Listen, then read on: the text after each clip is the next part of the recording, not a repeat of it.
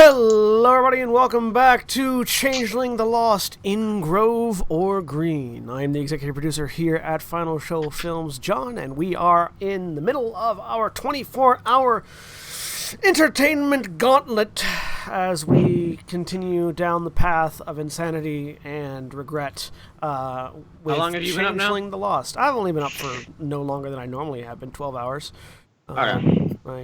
We got 12 more to go. I got 12 more to go, at which point I've been up for 24 hours, but then I've got 3 more hours after that because the stream started at 10, not when I woke up. So, but anyways, yeah, we're here, and I turn it over to our storyteller for the evening, Jack. Hey guys, I'm Jack. I'm the storyteller for In Grove or Green, our Changeling the Lost Chronicle set in Baltimore. And to introduce our fantastic cast of characters, we are going to start with William. Hi, I'm William, and I'm playing Phaedra Flanagan, Ogre Gristlegrinder. Mara.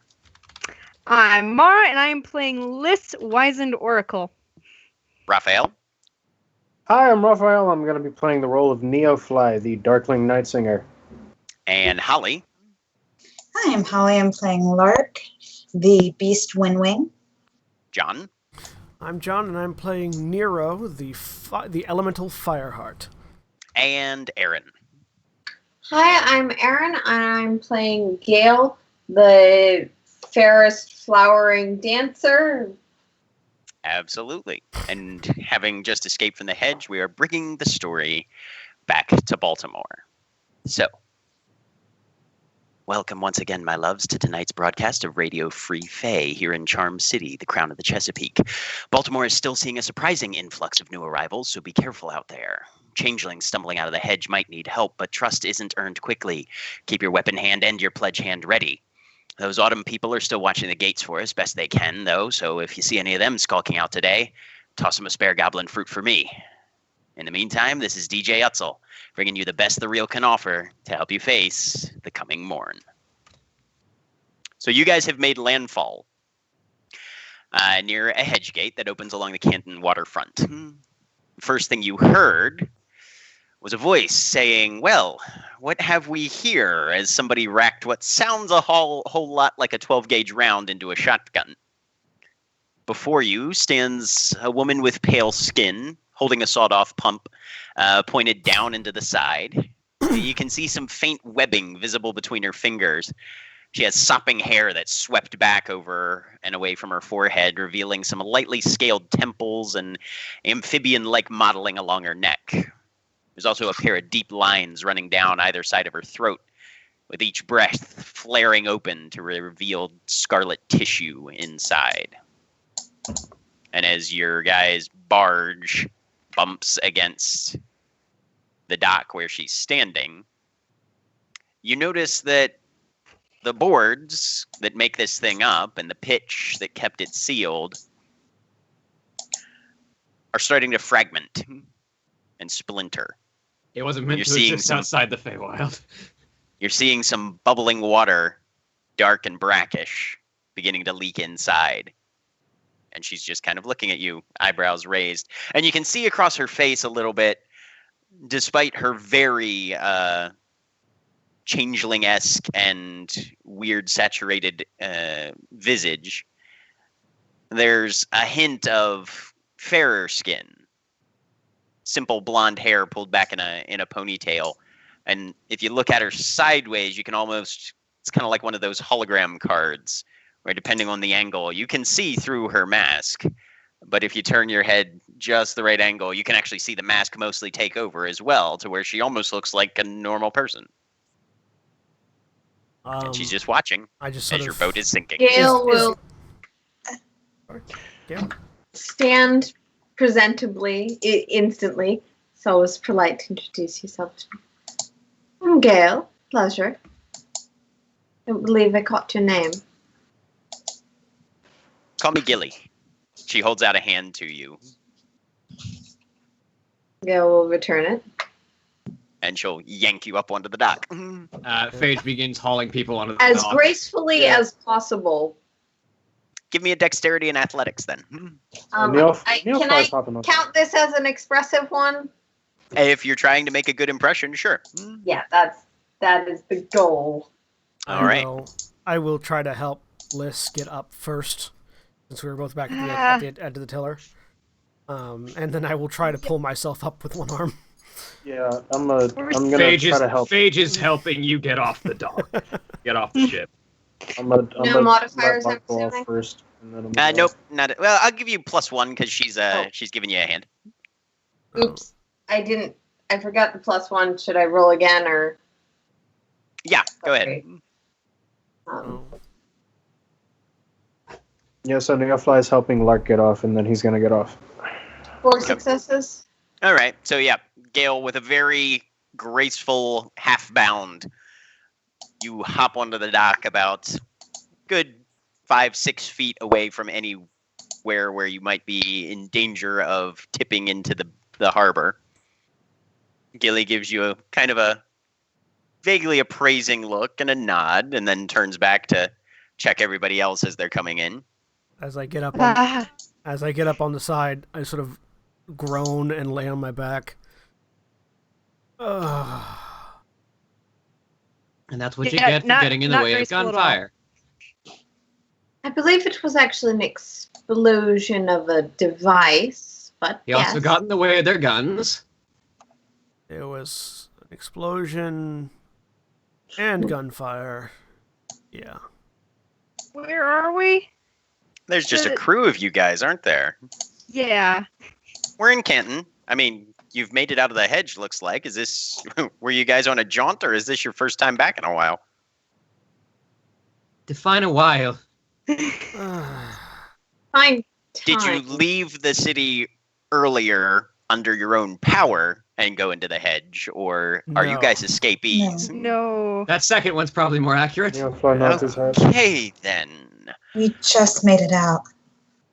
Well, fantastic. So where y'all from? Or don't you remember? Can't really recall. I'm kind of hurting, so brain's not working all that well right now. There was snow and it was cold. We need to get him fixed. I point at Nero. She'll give you a once-over real quick. What is her medicine rating actually currently? Got a cigarette? I ask. If you have any tools, I can fix him myself, but I try and just stuff dirt in his stop him from bleeding everywhere, and it didn't work very well. My car will hold 3 of you. But I'll see what we can maybe arrange. Names? Nero. Right. Phage. Lark. Bliss. Uh-huh. He doesn't talk. Fly. In silence. Okay. Well, that makes as much sense as anything, I guess. But yeah. Yeah, she's only got a chance die for medicine, so. Well, I mean, are you actively bleeding? Yeah. No, not so much anymore. I think I stopped. Did I stop most of it? You stopped the bleeding. There was and dirt shoved in the wounds, and then my shoulder was wrapped. How many times did you downgrade your lethal to bashing? How many fruits did you take? I have 3 bashing and 2 lethal. Okay. At this point, one of those bashing has gone away. Okay. Would that be true for me as well? Because at one point I took 1 bashing from. Then yeah. Don't remember what. So I got 2 bashing generally, right? 2 Bashing generally heals. Yeah. So she'll prod you a little bit. Well, looks like a good night's rest and maybe some bandages is probably all you'll need, but yeah.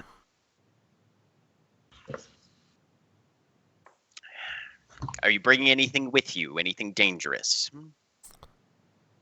I look over at the boat. At this point, it's pretty much, it's broken into, honestly, fairly large chunks of driftwood. What happened to the ingots? There was stuff on there, right? No, we dumped all the ingots on the Okay, we had dumped all of them off? Yeah. Yep, the ingots had all dumped, yep.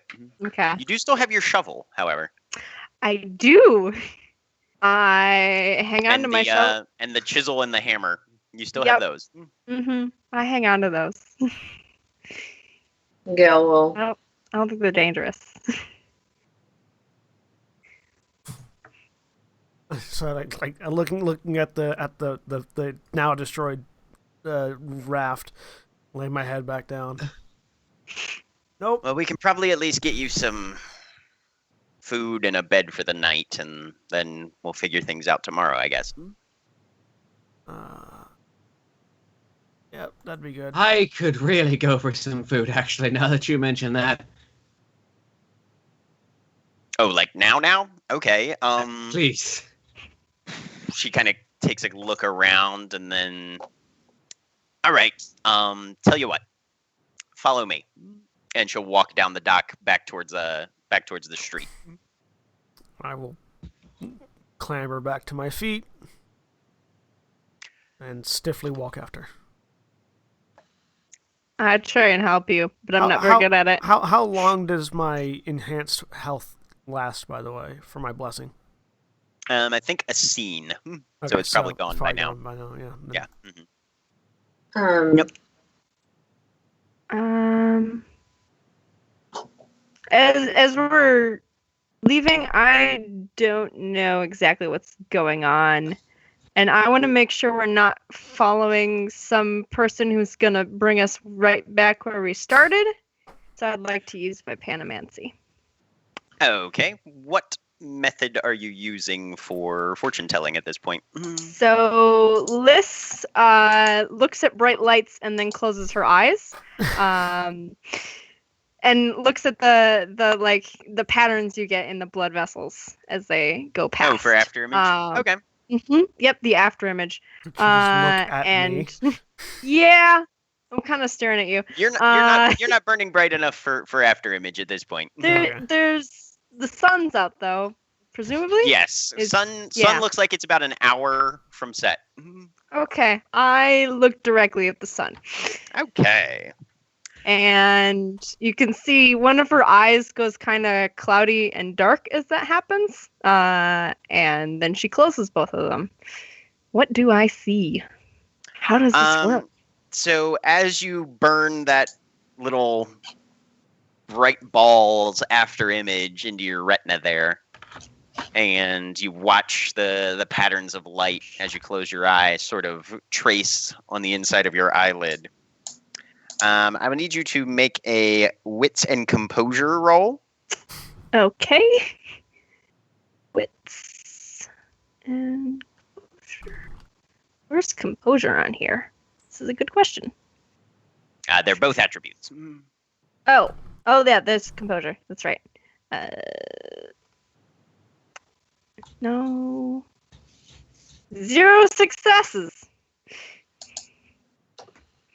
So as you do that, it's a blur for you. You're not getting a bad feel. You're not getting a particularly good feeling, but you're definitely not getting a bad feeling either. Okay. I don't like it. Okay. But you do see Gilly step over to kind of a beat up old Honda, glance up and down the street, which is fairly empty right now. There's some pedestrian traffic, but nothing in the immediate vicinity. Pops open the door and sort of slides the shotgun down on the floorboards, closes it, locks it back up, looks over at Phage, gives you a half nod, and then gestures for y'all to follow as she ducks down a side alley down towards the waterfront on another dock. As we're walking, I sort of, like, having seen what's up with Gilly, I look at the rest, and does anybody else look like that weird 3D not quite illusion thing? You're starting to pick that up, yeah. Give me a wits and composure as well. Difficulty, or not difficulty, pool mod, give yourself an extra die, since these are people you've spent some time with. Okay. Wits and composure, +1 die. It's weird looking at Phages because she kind of shrinks a foot and about 300 pounds. Yeah. 3 successes. You are being able to sort of gauge the mask on everybody else as well. Yeah, I mean, there's definitely a lot of consistency. It seems like the mien definitely informs the mask a great deal, but there's nothing overtly supernatural about anybody's mask. You feel like, yeah, no, this is if this is a thing, if somebody can only see one, then the mask will probably let you sort of pass. I look down at myself. Do I see the vague tones of human skin overlaying my own? It's actually a lot easier for you to see your own than it is to see everybody else's. Yeah, and you can sort of just focus for just a moment, and it almost completely subsumes your body.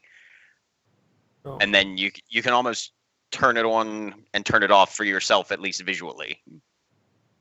So if I recall correctly, my vest in the mask looks like a worn out like suit vest, like a detective's vest. Yeah. So I'm wearing that, and what like the clothes you wear are typically like actual clothes, right? Frequently, yeah. So I'm wearing that, a pair of ragged, burnt-looking pants, and no shoes or shirt underneath the vest or anything like that. Exactly. I look down and you just gotta hear, "Fuck! I look like a hobo." He kind of does.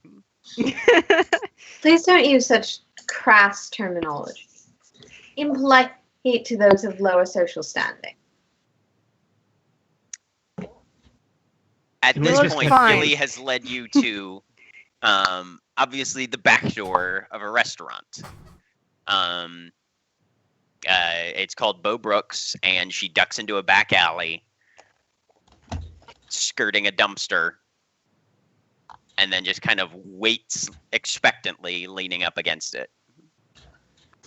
Holds up a hand to any of you who approach in a sort of, hang on just a sec.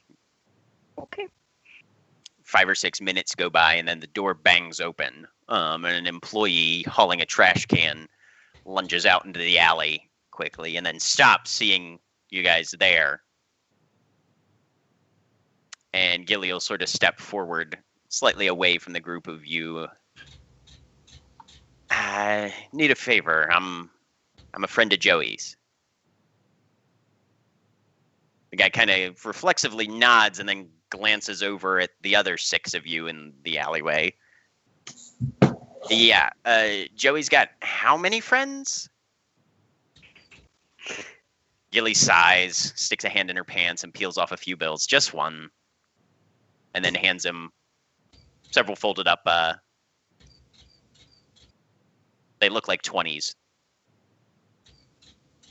Just, whatever you got. He'd take the money, gives her a nod, sticks one in his own pocket, and then carries the others inside. She says, probably be about 10 minutes. I'm just sort of looking at everyone else and sort of trying to do the same thing that I was doing with myself, sort of turn the mask on and off, see if I can, now that I know it's there. Not as easily. Mm-hmm. Mostly you see everybody's mien still.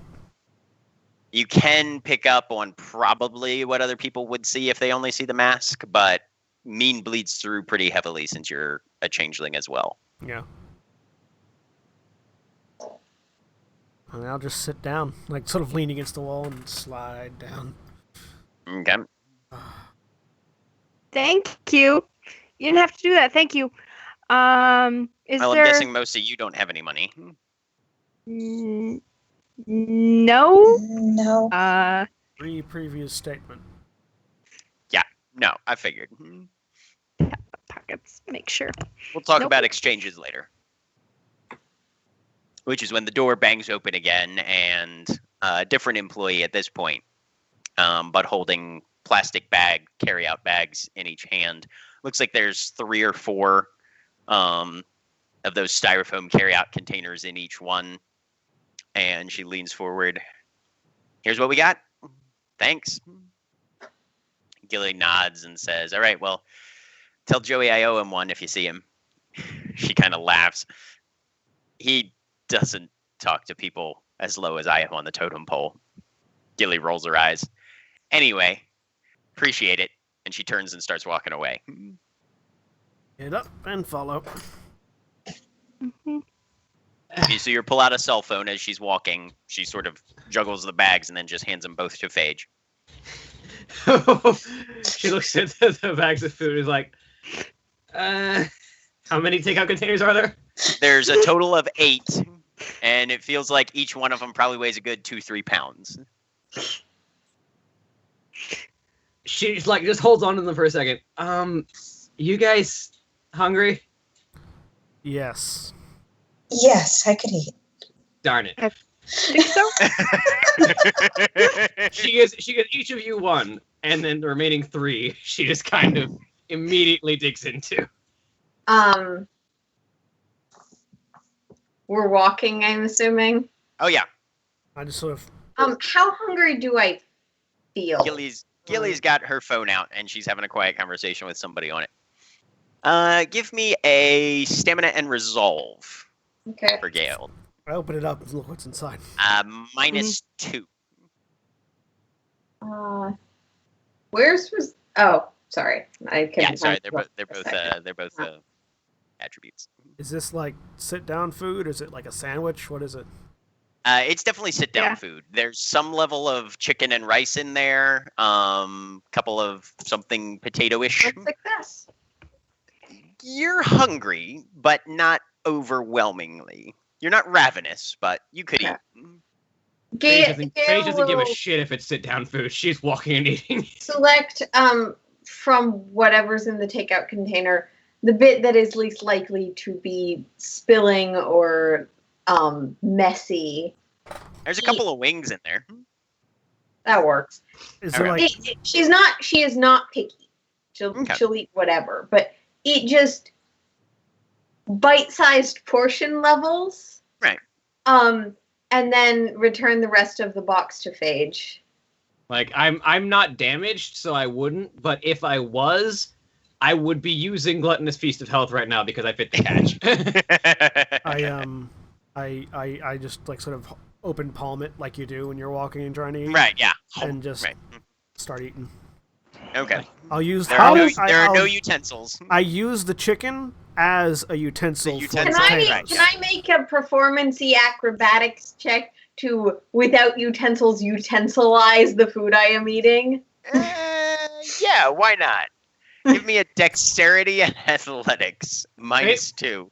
Phage is just like, anything that has non-edible parts, eat with the hands. Everything else is... Right. Yep, What- I'm what- eating with my hands. Question: How does Neofly eat with the man? The mask is not actually a part of your physiology. So in Okay. order to eat, you have to take off the mask. Or at least lift it up. Yes. All right, I'm just gonna open There are up successes. the mouth part. And You spill kinda- a bit, Aaron, or Gale. Gale spills a little. Aww. And she's definitely got stuff on her fingers now. Intense discomfort, again, like pigeon-sized portion before Phage gets the rest of that takeout container. That extra is probably like gone almost immediately after handing it to Phage. Phage is probably doing the one hand, like, sort of bend it so it makes a nice little Phage crease. is the anime protagonist. Lark will just like pick out the like big bits and then give the rest to Phage. I eat everything in the takeout container, Fly bits the same. Yeah. and I do it. Like I Yep. said, use the chicken as a fork or a Everything- spoon. Everything- Nope, hands. Everything that doesn't get eaten Yeah. by anybody else is immediately going to get eaten by Phage. Just. But I don't know if that heals any of my bashing damage, but no. Not unless But it- you're an ogre with gluttonous piece of hell. Yeah. Oop. But as you guys finish your impromptu dinner, Gilly will walk you guys back to the car. Okay. Like I said, I can take 3 of you with me, and then I can either swing back and pick up more, or you guys, I can just give you an address and you can make it there on your own. What do you guys want? Do I recognize any part of town right now? Like, or like what part of town I'm in? Give me an wits and streetwise -2 because you've been gone for a very long time. I'd like to try as well. Okay, same roll for you Wits then. and Okay, and And 2 successes. And can encyclopedic knowledge add to that at all? As far as that goes, I remember yes, street you can make. signs. Well, encyclopedic knowledge is more random stuff. Okay, that's fine. so while they're rolling that, Phage is just like with mouthful of food. So where are we? Just off Boston Street Nope. in Canton. I have no clue. 2 successes on me. Yeah. Nero, as she says this, you're like, yeah, no, I recognize some of these landmarks. You know, we are on the eastern side of the city, right down by the waterfront, just off the harbor, pretty much. Yeah. No, do I know where my old apartment was, or do I remember my old apartment at all? Anything at all? Not particularly. No. You know that you weren't in this neighborhood. Yeah. You were further inland, up by like Druid Hills somewhere. But as far as that goes, no, you don't even remember which neighborhood particularly you were in. And it's weird because, you know, looking around, you don't remember the names of streets as much, but it's this sort of muscle memory geospatial awareness that as a cop, which you have a vague recollection of remembering being, you had to always know. And so you're sort of placing yourself in a geographic sense, but it's very sort of muscle memory-esque. There's not like actual tangible information that's happening. You just know, yeah, harbor that way. Former home probably up there somewhat. Yeah. Fairly safe part of town. Don't go that way after sunset, kind of thing. You know. Okay. The vague the sort of understanding that anybody that lives in a city for a long time has, but without the experience behind it. Right. So I just sort of look around. If you tell me where it's at, I might be able to find it. All right. Well, I mean, we're off Duncan and 40. I know where I'm at, but I don't know where I'm at. All right. Well, then how about those of you that aren't done eating, chill here, and I will take some of you, and if I can figure out where the fuck Acacia's at, I'll send her for the other ones. Otherwise, I'll loop back and around and pick you guys up. Like mouthful. Okay. That'll work. All right. So 3 of you that are done will probably be Gale. Gale Larkin Phage. Gale Larkin. No, I don't know if Phage is actually done because I don't think Phage is ever eats done. faster than everybody, but Phage she's also has eating about like 4 times times. as much food as Yeah. everybody. Well, I eat twice as fast, but I got 4 times as much food. So right. It'll probably be Gale Larkin lists that are done first. Mm-hmm. So she'll sort of shuffle things around in the vehicle a little bit. All right. Get in. You guys stay here. Stay unobtrusive. Right. Who's sitting in the front seat? I don't Anyone care. take- Gale. Okay. If there is a front passenger seat, Yeah. It's basically 2 fit in the back, 1 fits in the passenger. Okay. So Gail's in without front. even asking, there is an assumption that she is in the front passenger. Oh, okay. I feel like Lark would like start to walk over to the passenger seat and then just see Gale and just like step back. Nice. I get in, and then I start looking around at everything because this is all different. Yes, it is. Yeah. Yeah, you are very unaware of where you might be. There's a level of familiarity to the place, but definitely nothing you can put your finger on, and nothing specifically about this location that makes sense. Just kind of the general vibe of, oh, right, I grew up in a city in the real world at one point. Mm-hmm. And there's a lot of stuff going on. There's like, I immediately probably start pressing buttons. There's the little window thing. If it's not childproof locked, I immediately try and press it because I remember the roll down ones, and those aren't here. Actually, this one is. It has roll down windows and manual locks. It is an old car. Yes. All right. Yeah. So there's a little hand crank, fiddling. and then there's a little knob that goes up and down, kind of towards the back of the door. All right. I'm fiddling with all the things. Okay. Until someone tells me. The very first thing you notice is that it is hot. Like extremely hot in this car. It's the middle of summer in Baltimore. The windows were cracked but not down, and Gilly immediately cranks hers down all the way and sort of half leans an arm out, trying to catch as much air as possible. Whatever this car is definitely doesn't have functional AC. But she'll drive for about 10 minutes before pulling out in front of a row house and pointing over to a door straight through there. And I'll be back in 15 minutes or so with the rest of your friends, I guess. Okay. It's a nod. Excellent. Get out of the car. There's the door. Open Yes, there the is. door. I want to open the door. Okay.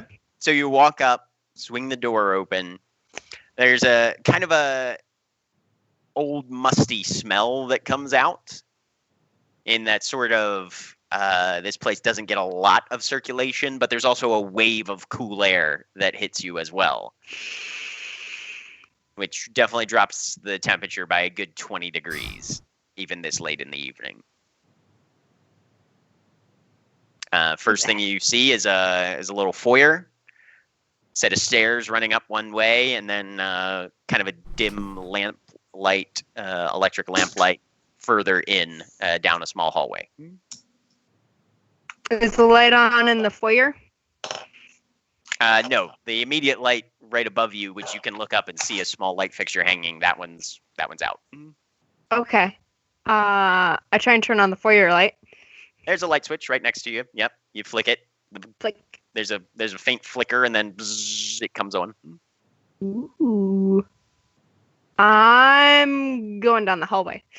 Okay. Toward the other light. So you guys are as Gale and Lark sort of draft behind Liz as she's exploring this entryway. Yeah, you have to stop for a minute because it is a fairly narrow room. And then she just walks, after turning on a light, walks down the hallway in front of you. Mm-hmm. Question. If I'm Yes. Thinking about using a contract but not actively using it, do I know if the catch is being fulfilled at the moment? It's usually that sort of thing that you can sort of feel as you activate. Okay. Then unless you're taking time to sort of tactically analyze your situation and knowing how your contracts work, try and figure that out ahead of time. Yeah, because Gale is a little nervous. The catch on breaching barriers is if the character is deliberately imprisoned by another changeling. So sort of if as the door closes behind us, that sort of thing, Gale's trying to take some time to see if she can feel out whether or not it feels like that condition is currently filled. So the door swings closed behind you, and the latch shoots back with a click. And you take a moment to analyze. Doesn't feel like it. You may reach out and give it a half turn. The doorknob, it's not locked. Okay. And that's when everybody give me a wits and composure roll who's there. Meanwhile, you three who are still on the sidewalk down by the harbor, takes about 10 minutes or so, and then you see the headlights coming back around, and Gilly's there again. I'm rolling so badly. We're like sitting next to a pile of empty styrofoam. Yeah. Okay. Oh, So you've that's got like awful. 2 plastic bags, 8 empty styrofoam containers sitting next to you on the sidewalk, which is amusing considering that there's a city trash can probably only about 5 yards down the sidewalk, but nobody's just bothered yet. I'm still like I sat down and haven't gotten back up yet. I'm Sure. 1 health level Is away from this- being at a -1. Right. Is this actually Yeah, no, rolling for me, right? you've had a rough day. It's true. By this point, you've definitely healed another one of your bashing damage, though. Okay. Once I'm feeling like better, I'll get up and take all the trash to the trash can. So Fly would have helped. How? I don't think this is actually rolling right for me. Is it? What are you trying to roll? I got 0 successes again. And I only see 1 6 that got rolled there. Yeah, everything's difficulty yeah. 8. Oh, okay. Okay. Yeah. Mm-hmm. I'm not seeing the all- string of numbers kind of thing Yeah. that your, everyone else has after. I don't know why. Because yeah, your scripts might be a little messed up there. Yeah. No, it says you Oh, no, rolled, wait. you rolled a 0. Wait, what? no, that's Yeah. We need to That's figure not out what rolling that all the dice. OC is Yeah. under I don't Alyssa's. know. Let me look at your character sheet real quick. Yeah, I may have messed something up.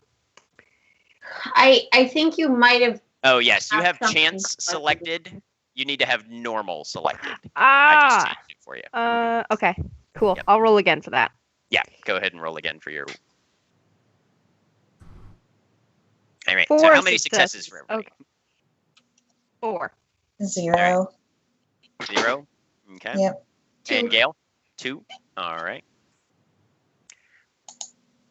I'm staying back with Two. Lark. Yep. Lark, you're just trying to make sense of all these odors and sounds and sights and sensations that are kind of flooding your sensory perception at this point and trying to filter through those. Gale and Liz, you both hear faintly coming from somewhere upstairs somebody playing a blues riff on a harmonica. And Liz, as you're looking around, really trying to take everything in and walking down the hall, you smell that wherever that lamplight is coming from, there's also food smell coming from there as well. Back to the car. So Gilly will just stop, pull up along the curb, and with the windows still down, just kind of shout at you, "Okay, taxi's here." What kind of car is this again? It's some old Honda, Like a Honda Civic? So kind of ish, Yeah. probably something Paige, along those lines. Paige just kind of stands up, belches heartily, which I can't do right now because I can't do that on command. I'm weird like that. And just like picks up the piles of garbage and walks over to the can and tosses it in, Oh, I and then already... heads to the car. Fly Yeah. goes to Actually, the this one's probably an Accord. Yeah, probably like a 90 Accord. I will hop in the first door that presents itself, Okay. which is either the passenger door or the back door. Flies heading to the back. Something on the passenger side. Yep. And just make sure that the window's all the way down and lean against the door. Paige probably takes the front passenger seat because she needs the most room. Okay. So you guys pile in. She pulls out down Boston and starts heading back north. Ends up swinging past on Madison to catch the one-way coming down the entry alley there on North Duncan Street. Just because I'm curious, I sort of look around the car, see if I can find anything identifiable, like any sort of the thing that you might do if you're an investigative type of person, sort of any identifying marks, any pictures on the dashboard, hula girls, wallets on the floorboard, gun shells in the back seat, things that might identify something that might inform about the person in whose car I am riding. Okay. Give me a wits and investigation. You're still unfamiliar and adjusting, so I'll give you a -1 on this one. All right.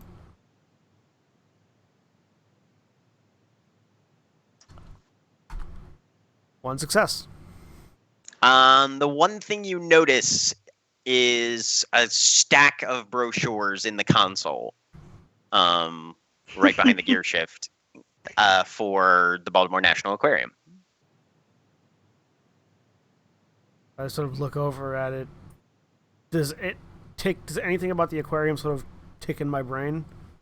I mean, with the knowledge of the aquarium sort of springboards a little bit. I mean, it is one of the primary tourist attractions in Baltimore.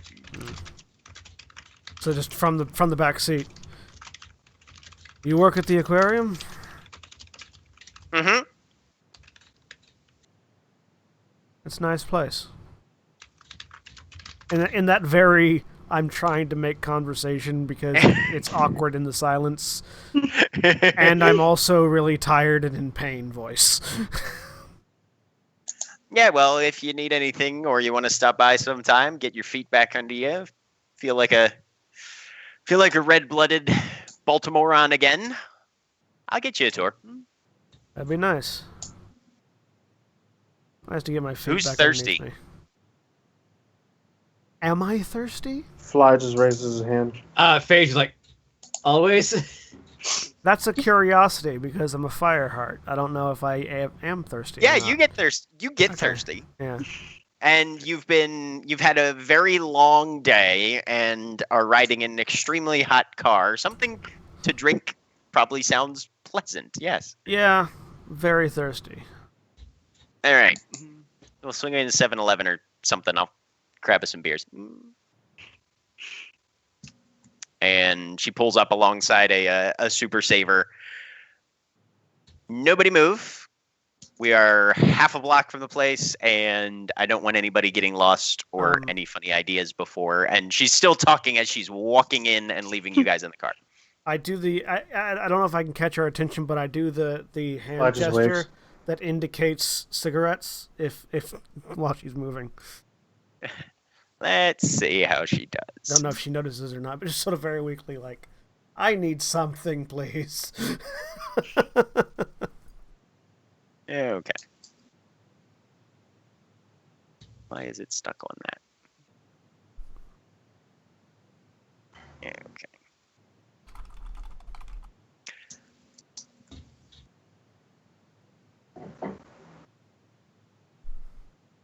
Okay. Yep, she will notice.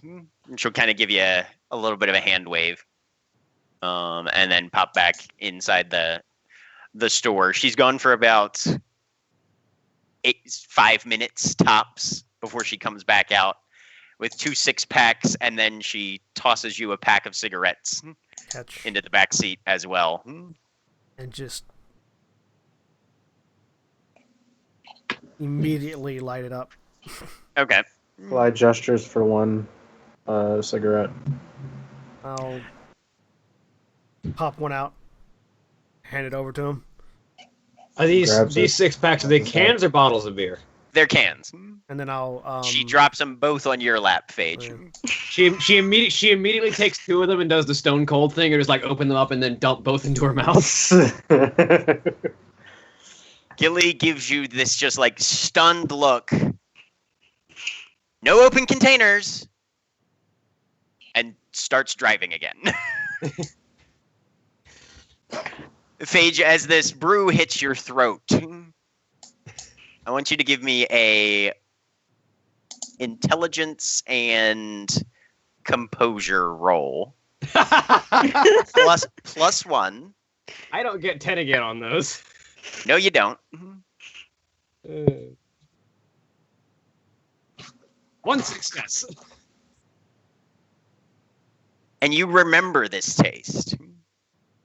It's been years since you've had a can of National Bohemian, but it is the iconic Baltimore beer, and it tastes like somebody put home in a can and gave it to you to drink. Yeah, so she downs both of them and then crushes them both and sets them down. No open containers.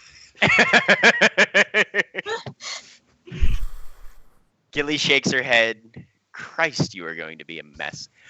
All right. Pulls it around and pulls up in front of 709 North Duncan Street. You guys see these, your standard Baltimore row houses, wall to wall, 3 or 4 stories high, and she throws the vehicle in park. Roll up the windows. I don't want to come out and find this thing gone through in the morning. And grab your garbage. Yeah, I take the two garbage cans and the rest of the 2 6-packs. I will. People are going to be pissed if you don't save some of those for other people. Oh, sure. I've at least had enough to slake the thirst. Take open the door, get out, take the pack with me. Okay. I rolls up the windows, make sure both of them are rolled up, then he gets up. And just now that he's had a cigarette, Nero is moving a little bit better because get that sort of that comfortable numb. Yep. All right. But Gilly will lead the way up to the house. Open the door. All right. Kitchen straight back. Bathrooms through there to the left-hand side. God, I don't know where we're going to put you guys. Probably in the living room. I'll see if we can roll out some blankets. Couch we've got to pull out. Yeah. And I just sort of... Smoking? No smoking? Backyard. I will all the way immediately walk all the way through to the backyard. Okay. So as you guys walk through, you see Lark, Gale, and Liz sort of in the kitchen. Liz probably going through cupboards or something. Yeah. Wave as I go past. Phage immediately heads to the kitchen and puts the beers in the fridge. Okay. I sort of stop and look over and to Phage. Hey, can I get one? I toss one. Yeah, Fly raises his hand as well. Toss another one. Lark So raises her hand. you guys each have a can of Natty Bow. Yeah. Go out back. Follow. As you go through, Neo, give me a wits and composure +1. Neo or Nero? Neo. Neo Fly. You said what's in composure, correct? There's harmonica upstairs that none of the girls investigated. Well, you haven't really had time. No.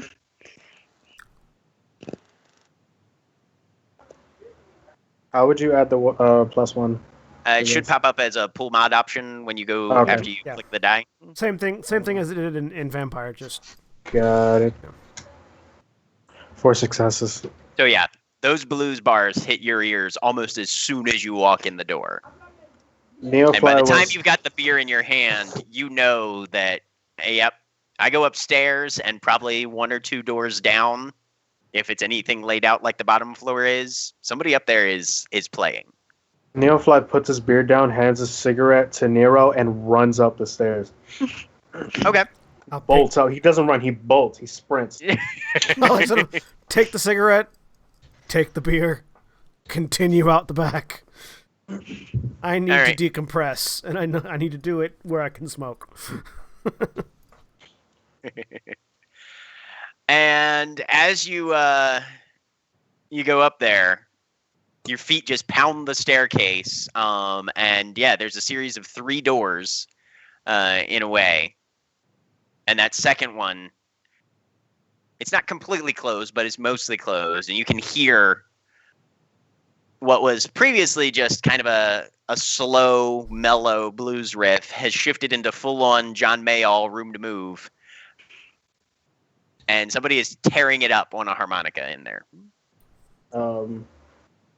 Neo's just gonna kind of like try to slightly open the door just to see what's going on. Just see who's there. So as soon as your hand hits the door, like it hasn't even started to move it yet.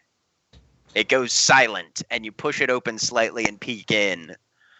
And you see a very old-looking individual, small. And he's wearing, and as you look at him, you can see he's more or less wearing a bathrobe, and that's about it. Okay. Cinched up around his waist. He's got the harmonica cupped in his hands, and he's sort of just looking at you, makes eye contact with you as soon as you walk in the door, as soon as you poke your head through. There's 7 or 8 other instruments in this fairly small bedroom, and then just tons and tons of books and papers and folders, just a huge personally collected haystack almost of different things written down. Okay. Neofly kind of like gestures to him. Is there a guitar here? Like kind of like that. Give me a or a bass. Presence and expression. Okay. Minus 1. Bling bling bling. Boom boom boom boom. No, he's talking bass guitar. Not like either one. It doesn't matter. Stringed instrument with a wooden body. Yeah. Does 6-string expert apply on this one? No. Okay. You said presence expression -1, correct? Presence expression -1, yes.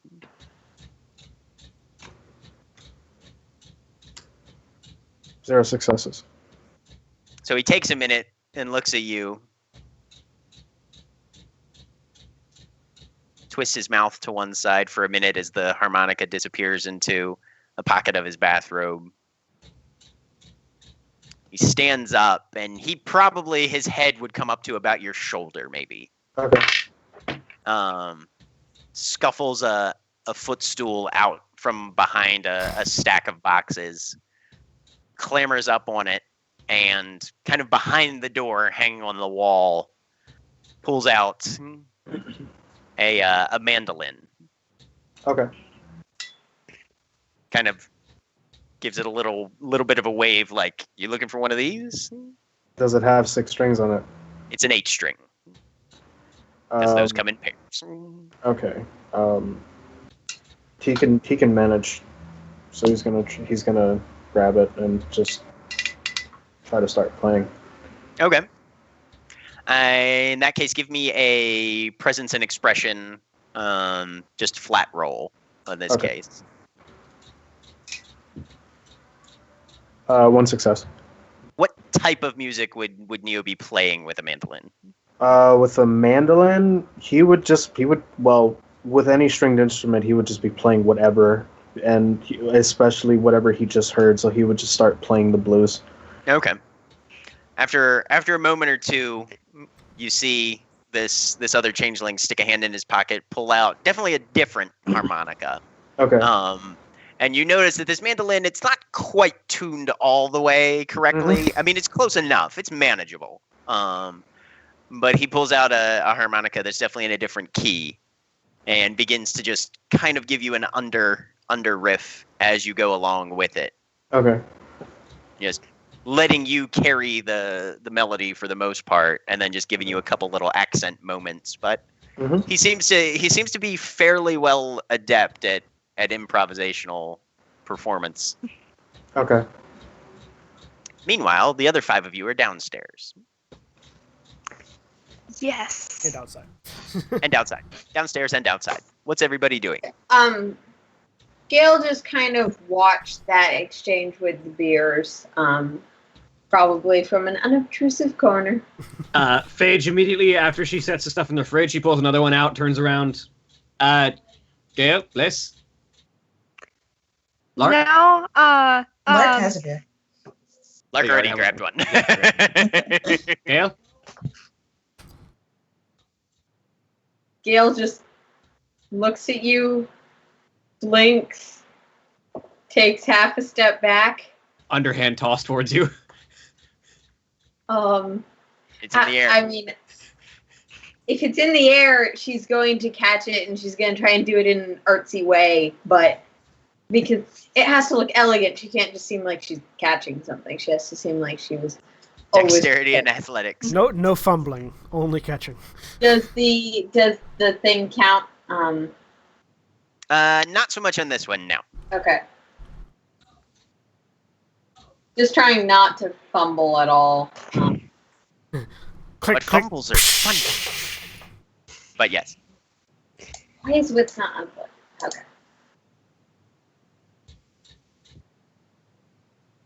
No modifier, I'm assuming. It's not Nope. super hard. One success. Yep, you snag it out of the air at least. Come on, loosen up a bit. You know you want one. It's been a rough day. Is the lady of the house here? Gilly's not in the kitchen right now, no.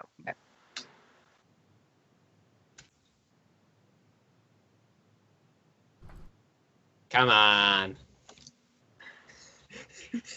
She kind of looks like she's panicking a teensy tiny bit. Would you like me to roll manipulation subterfuge against you? Sure. This is my job here. Is there and any... I believe temptation qualifies here because that is also my job. Yes. While that's being rolled, is there anybody out back? Nope. All right, Just you. good. On 8 dice, 1 success. Well, I'm also not trying super hard, so. Right, I was gonna say Gale can either contest that or simply take that as the necessary push. So, Phage, you, and something occurs to you, Phage, and you glance over at where there's a few dishes stacked up on a towel to dry. So you pull out a glass and just sort of extend it to her, just in case that might be Okay. the thing. Yeah, with the addition of a glass, Gale's not going to explicitly contest the roll. Just, like, look around like she's kind of expecting the ceiling to cave in and someone to grab her and be like, no. Pour herself the beer really daintily into the glass. Tiny little sips, but yay. But drinking. Drinking, yes. No, the drinking's not the issue. The issue is not following the proper decorum protocols is bad. Yes. Yes, indeed. Is there any sort of like furniture out back? There's a kind of a dingy pair of lawn chairs and a patio table. So Yeah, very like sort of dry rotted, sun bleached umbrella over top. take a look at it and look around the backyard for a minute. Again, just doing that thing where I'm trying to gather any information about the people whose house this is that I can. Mm-hmm. Yep. You note that the backyard is fenced in fairly well. Mm-hmm. That's actually the best looking part of the whole thing. Just standard backyard kind of picket fencing, probably about 6.5 feet tall. Maybe one slat looks a little like it's been replaced freshly recently, but fairly well constructed and definitely blocking off line of sight from any of the other neighboring row houses. So they like their privacy. I've just set Neo's beer on the table, balanced the cigarette on the tab. Okay. And then I'm just gonna sit down in one of the lawn chairs, just groaning the whole way because I still have a bullet in my shoulder, potentially. Or at least a bullet hole in my shoulder. No, I got it I out! was gonna say, we got the bullet out, but yes, bullet you do hole in have my the shoulder. hole. I have the bullet, actually. And so I look down and sort of like look at the mask again. Am I bleeding? Mm-hmm. Is my mask bleeding? Yeah. Okay, so like it is. It Yeah, definitely yeah. looks to the world like I've been shot, not just Yes. to changelings. Yep. And just and do the thing where you drink and then smoke And then smoke, drink and then drink, and then smoke. and then smoke. Yep. It's just I want this to stop hurting as fast as possible. So You've got a can and a coffin nail, and you're working your way through both of them. Yep. Phage grabs another one of the cans and is like, hey, look at this. And she uses her terrible teeth to, like, bite the top off the can. Oh, so you're doing like the poke a hole in the side and suck it out thing, except you're just ripping the top off. Yeah, just rip the entire top off the can. Oh, The boy. entire top gone, annihilated. Yep. In the house, did you say the overhead light in the hallway was out? It had been, and then you turned it It on. had been. Okay, it does turn on. Okay. I'm going through the cupboards looking for there Okay, that's because the I first vaguely six-pack gone. kitchens sometimes have first aid things. Maybe I don't know. I'm looking for anything that I can use. Wits and investigation, just flat roll. All right. Lark's gonna wander into the living room. Okay. You wander into the living room. There's a couch, couple of armchairs, kind of a older era shag carpeting on the floor. Wood paneled walls on the interior. Television set. You can see a couple of TV trays folded up and set off to one side. It feels like somebody's grandmother's living room, almost. So the first six-pack is gone because I've had 3, and then Lark, Gale, and oh no, that's one into the second six-pack. Yeah, there are 5 left in the second one. Yeah, there's 5 left. Are there any like books or magazines in the living room? There are some, yeah. Mm-hmm. Yeah, there's a little bit of a coffee table there, and there's a couple National Geographics on there. That would have been 2 into the 6-pack because I had one and Neo has one as well. Neo, you, Lark, Gale. You had 2. Phage, me. Yeah, so that's 7. Yeah, that's. So we're 1 into the second. You just took 8. You just took the 8th one and bit it off. No, I had that. That is because you guys are. That's your 3rd beer, Phage. Yeah. You guys are all 4. You guys are all 4 plus 3 is 2. 7. 4 plus 3 is 7. That's right. Yep. Anyway, I was off by 1. Lark is in the living room, though. Are there any like pop culture magazines? You can find a Newsweek. That's about as pop culture as you get, though. All right, she's gonna like lay out on the floor and flip through it. Okay. Yeah, it's something dated April. Just covering some basic, sort of national politics, news, entertainment, that sort of thing. I got 2 successes. Finding stuff. So you paw through the kitchen cabinets, managing to not disturb their contents too much. You head under the sink, found some cleaners, couple trash bags on rolls. Nothing first aid-y until you get into the bathroom. It's just around the corner from the kitchen. You find some acetaminophen and ibuprofen in the mirror, behind the mirror. A couple boxes of Band-Aids, but the big win is the first aid kit that you find still in its shrink wrap underneath the sink, and you can see it's got some gauze pads in there, ace bandage, a couple other things, plenty of antiseptic and that sort of thing. There's probably a bottle of peroxide in there as well. All right, is there like an expiration date on it? I'm just curious.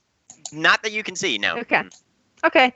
I'm tearing that open and probably leaving the packaging on the counter and heading out to where I know Nero is. Okay. So Neo, you guys have been playing music for probably about 2 or 3 songs at this point. And the small older guy puts down his harmonica, gives you a very satisfied sort of smile, and then sticks out his hand. Will Starkers. Neofly. Nice to meet you. Nice to meet you too. Back recently, eh? Yeah. I had another friend with me, but kind of disappeared in all the tomfoolery that was happening when we was coming back. How long have you been here? We're missing Neo actually talking. I'm coming up on my 6-month anniversary. That's when Nero goes, "What the fuck?" That's amazing. Yeah, you'll find that most of us around here are fairly newcomers. Yeah. And at this point, Neo's just trying to remember to see if he can actually remember his real name at this point. Give me a Give me an intelligence and resolve -2.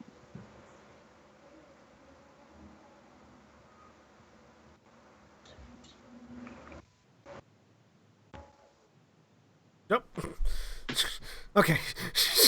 It's like shit connection. Oh. Yeah, can you just say that yeah, one more time? intelligence and resolve -2. Okay. Intelligence and resolve.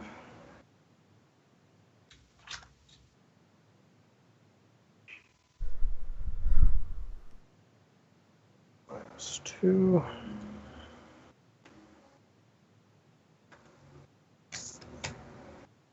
3 successes. Yeah. As you kind of let your fingers just kind of idly dance over those 8 strings. Mm-hmm. Anthony Miller. By the way, my real name is Anthony Miller. I was just trying to search through it in the back of my brain. Memories are tricky things, my brother. And, well, you get to pick what you're going to go by now. So, if you want to take up your old handle, you be your guest. If you're going to go by what you are now, that's just as allowable. But I'd say, bit of free advice, be careful with who you give each of those to. Thanks for the advice. I think I'm gonna let the strings tell me what I should go by. Well, you seem to know what you're doing with that mandolin. Anything else you'd rather see? I got a couple more hanging around here. You got a bass by any chance? Nothing electric. I can get you something acoustic. It's fine either way. All right. He'll go in and start just pouring through a couple of boxes. Mm-hmm. Stop, kind of cock his head, and then with a sort of nod of, oh yeah, that's right. Stick his hand under his bunk. There's just like a little cot there. And pulls out a guitar case. I can let you borrow this one for the evening. That'd be much appreciated. All right, great. Well, have fun, and I mean, it ain't nothing fancy, but hopefully it'll serve your purpose for as long as you're under this roof. Well, as long as I can speak again, it'll suffice. And then he's gonna hand the mandolin back to him. He'll go hang that one up. Well, that much harp work. I'm due for a drink of water at least. I'm heading downstairs. Come on. All right. And he's gonna take the guitar out, and he's just going to put it on his person and just follow him. Okay. So Will and Neo will come downstairs right about the time that Liz is getting the first aid together and coming outside. Yep. Mm-hmm. I found something. So just stay still, and this will help. And I start rummaging around, not waiting for your answer. And yeah, just like trying to just mid-draw, like what? just take that, and I stuff an ibuprofen at you, and then I'm gonna start trying to fix. I don't think you're supposed to take ibuprofen with beer, but he does it anyways. Well, well, sometimes you don't make the best decisions, especially after you've been shot. Nope. So, Liz, you'll be giving me a dexterity and medicine. And I'm going to try to my best not to flinch as I get stabbed, but... plus 1 plus 2 for having an actual first aid kit and some painkillers. Alright. Plus 2.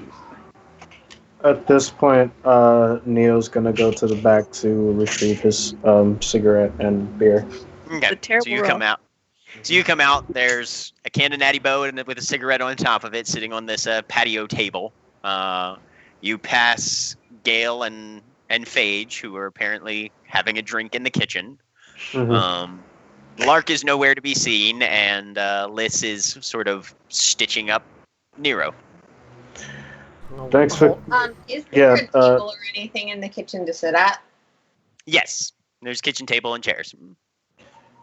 Fly's gonna look at Neo. He's gonna be like, "Well, thank you for holding this for me." Fuck, you can And- speak. Only when I have an instrument wow. around, but it's complicated. And then he's going to start smoking again. Well, Can you light this really quick, actually? I don't know. I'll reach out and try to light his cigarette. All right. Roll me weird. Just weird. Just weird. I think I'm the only person who started with a second dot of weird, aren't I? Yes, you are. Yeah. You are currently. 0 success. So yeah, he flicks it out, and there's a little burst of flame, but it doesn't. And like it should have been enough to definitely light the cigarette, but it doesn't seem to have any effect on the physical structure of it. It's fine. I'll go try to see if I can get a lighter. Thank you anyway. Then he's gonna go inside and pop open the beer and Actually, try to- just as you turn around to start walking up, Will has now stepped out with his ratty bathrobe tied around his waist onto the back stairs, and he's just sort of sitting there with a pipe that he's tamping down, and as he strikes the match off the side of the concrete, he'll ignite his, and then it's only about half burnt, and sort of just hold it out to you. Thank you kindly.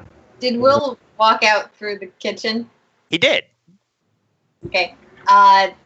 Will presents masculine, I'm assuming, from... Yes, he does. Mm-hmm. Gale will very quickly hide behind Phage. Okay. Because this is the person of unidentified marital status in a bathrobe, in a house, walking past her. He looks to be pushing 75. If that informs Gale's reactions at all, Well, doesn't necessarily have to. It doesn't mean that he's... Yes, he's clearly not intended for her in any way, but that does not mean that the interaction is allowable. That's fair. So, am I? Phage becomes a physical shield if Phage does not manage to prevent such a thing. So as Gale hides behind Phage, she just kind of like finishes the rest of that beer that she had bitten the lid off of, and then as soon as he's out the door, just like shove in front of her. I mean, you can try. I'm pretty dexterous. That's why I said Very as soon as he's out the door. Like, out of sight. Yep. 2 successes on the medicine. Okay. Yeah. So you get him nicely stitched up. All your bashing is gone still. by now. Okay. Yep. And as long as you don't do anything extremely strenuous over the next 12 hours, one of those lethal will go away as well. Don't lift heavy objects. I'm going inside again. Thank you, Liz. And I'm headed in. There was a living room. There might be Well, a cheers TV to there. that. So as you come back in, you see Gilly coming back with another female individual behind her. The second female is smaller, bordering petite, has a very sort of woodsy wood smoke aroma. And her fingers are and knuckles are fairly heavily calloused, look very nimble. She's dressed in a pair of canvas pants with large pockets on, set of heavy boots, and a flannel shirt that's got its sleeves kind of hacked off short length Definitely not hemmed or anything. Kind of like if somebody was trying to cosplay as some level of hobo lumberjack. So, looks like she got up in Portland. Probably. More But or definitely- less hobo than me? Less hobo, more lumberjack than you. Okay. Right, yeah. Yeah, all you need right now is like a beat up straw trilby, and you're gonna be full on hobo, you know? Yeah, because the mask has the beard that you guys can see right here. Right, yeah, yep. Yeah. So you're saying he looks like Fuzzy Lumpkins from the Powerpuff Girls. You gotta get off my property. Okay, I'm done. But Gilly comes in, sees everybody in the kitchen. All right, time we talked then. Backyard, everybody, let's go. Make sure. Are we missing anyone? I don't think so. I think they're all out in the back already. Is Lark? I actually don't know. Lark was in Lark's the in living the room. living room. Yeah, Lark's probably still going over magazines. Where I was.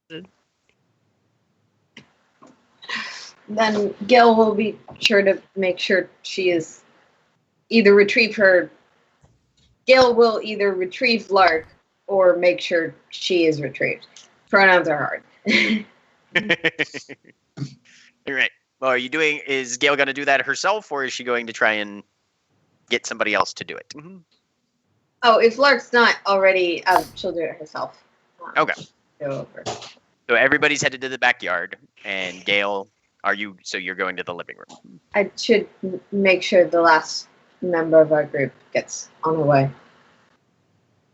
Okay. So you go into the living room. Lark is laid out on her stomach, flipping through a magazine. There's like 2 or 3 other ones sort of scattered nearby. I don't know if I had made it there yet. I don't know No, about time-wise. you were Okay. working your way there. You were All coming right. back in from the outside right about the same time that Gilly hit the kitchen. All right. Lark? She looks up. It seems like our hosts wish to talk about the details of circumstances, the world as it. She nods. She gets up and leaves all the magazines scattered across the living room. And as you guys come out into my house. As the last 2 of you come out down the concrete stairs, Gilly, this third as of yet unidentified changeling, and Will are sort of in their own little cluster facing you guys from the far side of the patio. Everybody else is sort of seated or standing, kind of facing them. I pull out a second cigarette, use the first one to light it, and then stub it out. I step out with the remaining 5 cans of beer. You guys want one? Another one for me, Yes. Ooh. Gail will probably bring her 3/4 full still glass of beer. Will waves you away, but the third one and Gilly both come in for one as well. That's 1, 2, 3, 4. I'll take one. And one Is for there Liz. one left? I'll take Okay. mine. That's the last one. I'll take mine and I'll just hand it to Will. No, Will waved it away like, nah, okay, I don't want any. Right, yep. All right. No, you're low. Second Gilly cigarette, second kind of- beer. Gilly I've kind already of had. gives you I've all a already look. had 3. It wouldn't exactly be fair if I took another one. Okay. We're going to have a chat. And then, all things considered, we might have a pledge. And that's where we're going to take a break for a bit. All right. Oh. We'll be back in just a couple minutes, so go ahead and stretch your legs, use the bathroom, get a drink, get a cigarette if that's what you want. We'll be back in just a minute. Mine's empty. Yeah. So how's that?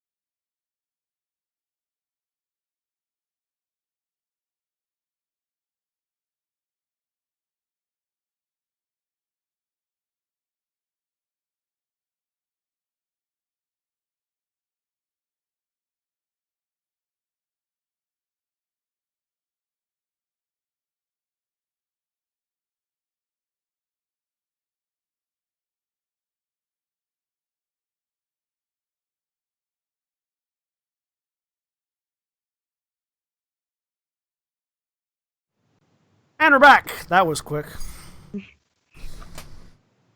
It doesn't take long to make a vodka cran. So, Gilly looks at all of you. Will is fiddling with his pipe, apparently trying desperately to make sure it stays lit. We are prepared on proper pledge to offer housing, shelter, and an amount of material provision for a week. At which point, given the number of items on our Motley's agenda, we would expect the 6 of you, or any of you who choose to take part in this contract, to assist us with an endeavor. One that would last no longer than a day. What kind of endeavor? We can share details on that later on, and we have a number of things that we may need assistance with towards weakest end. But only one of those would be required to be taken on with your assistance. Do I know anything about pledges? Give me an intelligence and occult. I was about to say, I would like to make that roll. Yeah. Same. Remember, if you don't have dots in occult, you take a -3 to your roll. I do have a dot in the cult. I Good for do you. not. Thank God I do. So and I have a 1 in intelligence, so I'm just rolling a chance die. Mind you, Roll that still yourself a means chance that still means I'm only rolling 2 dice. So If encyclopedic 0 knowledge success. applies, What's the roll? 3 Intelligence successes. and occult. Okay. 1 success. Hey! I don't Three know suc- exactly yeah, how 3 my successes merit in for, that Neil works. But... Basically, encyclopedic knowledge works. Let me get you the actual text. Yeah, for that, 'cause since I have it right here in the book. Thank you. Because I have 4 Encyclopedic dots. knowledge. You can make an intelligence and wits roll anytime your character is confronted with a situation or phenomenon outside his normal realm of experience. If the Okay. roll is successful, you may recall a factoid you've heard at some point that might shed light on matters. Okay, so I've had experience with this, so wouldn't Yes. it apply? Mhm. Up. Yeah, it would probably not apply in this one. All right. I have 0 successes. All right. So with the exception of Liss and Phage, did Gale roll? Oh, no, I was Okay. gonna ask a different thing, but Go ahead and I ask. make that roll. Intelligence and occult. Occult. Mm-hmm. Okay, chance die. Occult.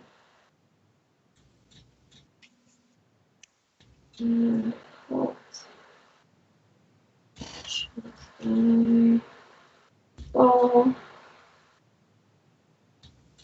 0 successes. Okay. All right. So half of you have a rough understanding of how pledges work. They're weird infused agreements between 2 or more parties, generally that have a very contractual sort of structure to them. Each party gets a benefit for a certain period of time, generally, at the cost of something to themselves. Sometimes it's glamour, sometimes it's willpower, sometimes it's work, sometimes it's money. It can be for almost anything, but it's a way of, and for changelings, obviously, much of their lives, they had very little standing. Everything that happened to them was done to them. They had very little initiative or control over their circumstances. So these are ways that you can utilize the magic that you have in order to ensure that you are getting, at least as best you can manage, as fair a deal as possible. Some beings are very, very good at these sort of contracts and pledges, and can slant things more in their favor, where they pay less of a cost for more of a benefit than the other person does. But it goes back to the sort of folklore of things like Rumpelstiltskin and all the fairy tales, where yes, you'll have a child, but you will give it back to me on its 3rd birthday unless you can manage to, fill in the blank, do such and such, etc. Okay. So that's how that sort of thing works. not knowing that, assuming no one else speaks over her, Gail's voice. That seems like a bit of a blank check on our end. Would you be open to the possibility of... I mean, there are certain things that I don't think we'd be willing to do.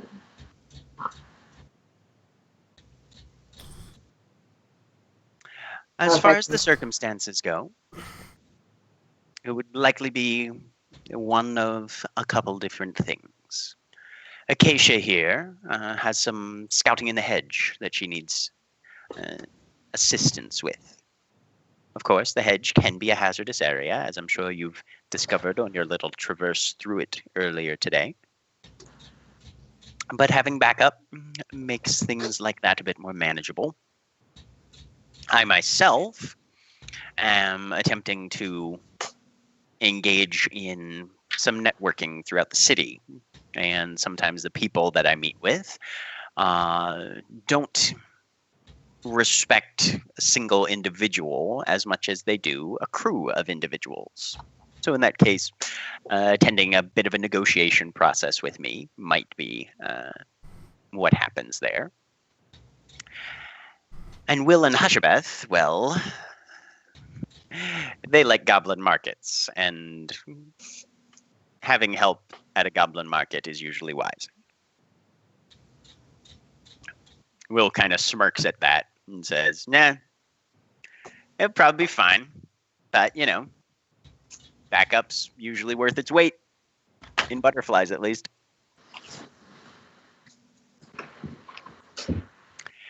In exchange, Will continues, you guys get to stay here for a week. We'll get you a phone. We'll get you some wheels. And you'll be able to take advantage of some of the house funds, as it were, I guess you'd say. At the end of the week, you give us a hand with what we need done. And then we're quits and everybody can go their own way. But a week, it should help you guys at least get your feet under you. Neofly actually enters in and he looks at Will and he says, if I help out, can I keep this? Why the hell not? All right. You could say consider it done on my end. We got one. Any other takers? Oh, a week with shelter's better than nothing. I'll take it. 2. I need to find a way to get more food, so I just could start It using is. the basis.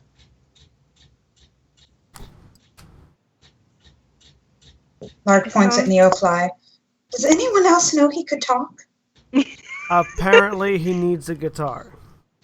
Well, any kind of instrument. I just need something to... Oh, he started talking outside. Bird girl, bride girl, eyeballs. Any of you 3 in? Yeah. Sure. I don't know what's 4 and going 5? on, so yeah. All right, white dress, you're the holdout. Oh, crap. Sorry, I may have been muted. Gail Oh, said okay. Gail started agreeing when that was the way the group went. All right. Now, this might be a little kindergarten, but join hands in a circle. And I want everybody to give me a wits and composure -1. Ain't that fun?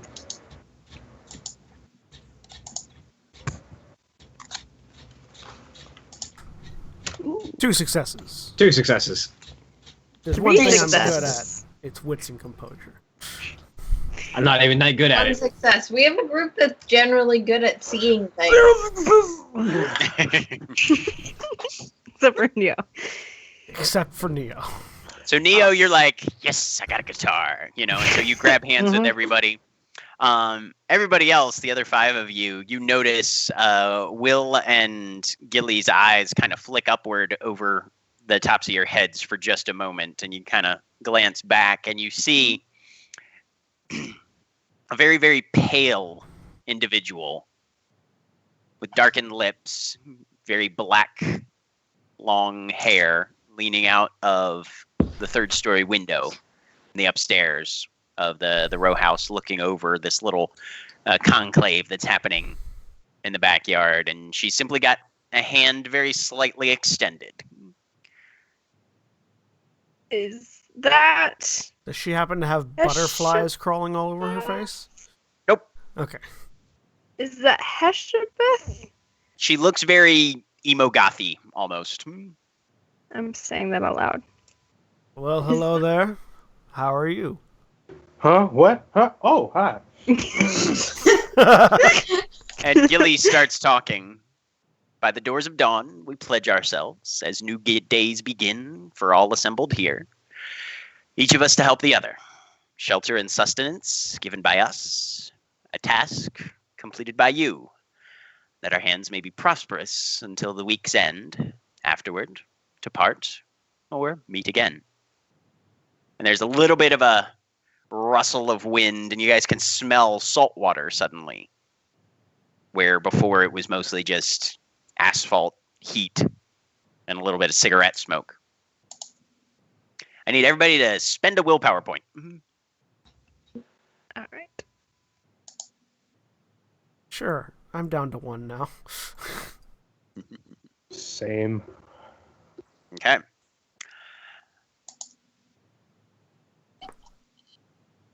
So you guys currently can put on your character sheet under the pledges section, That's which I on believe is on page 3. page 2. 3? It's on page 3, yeah. Dawn's Ingress.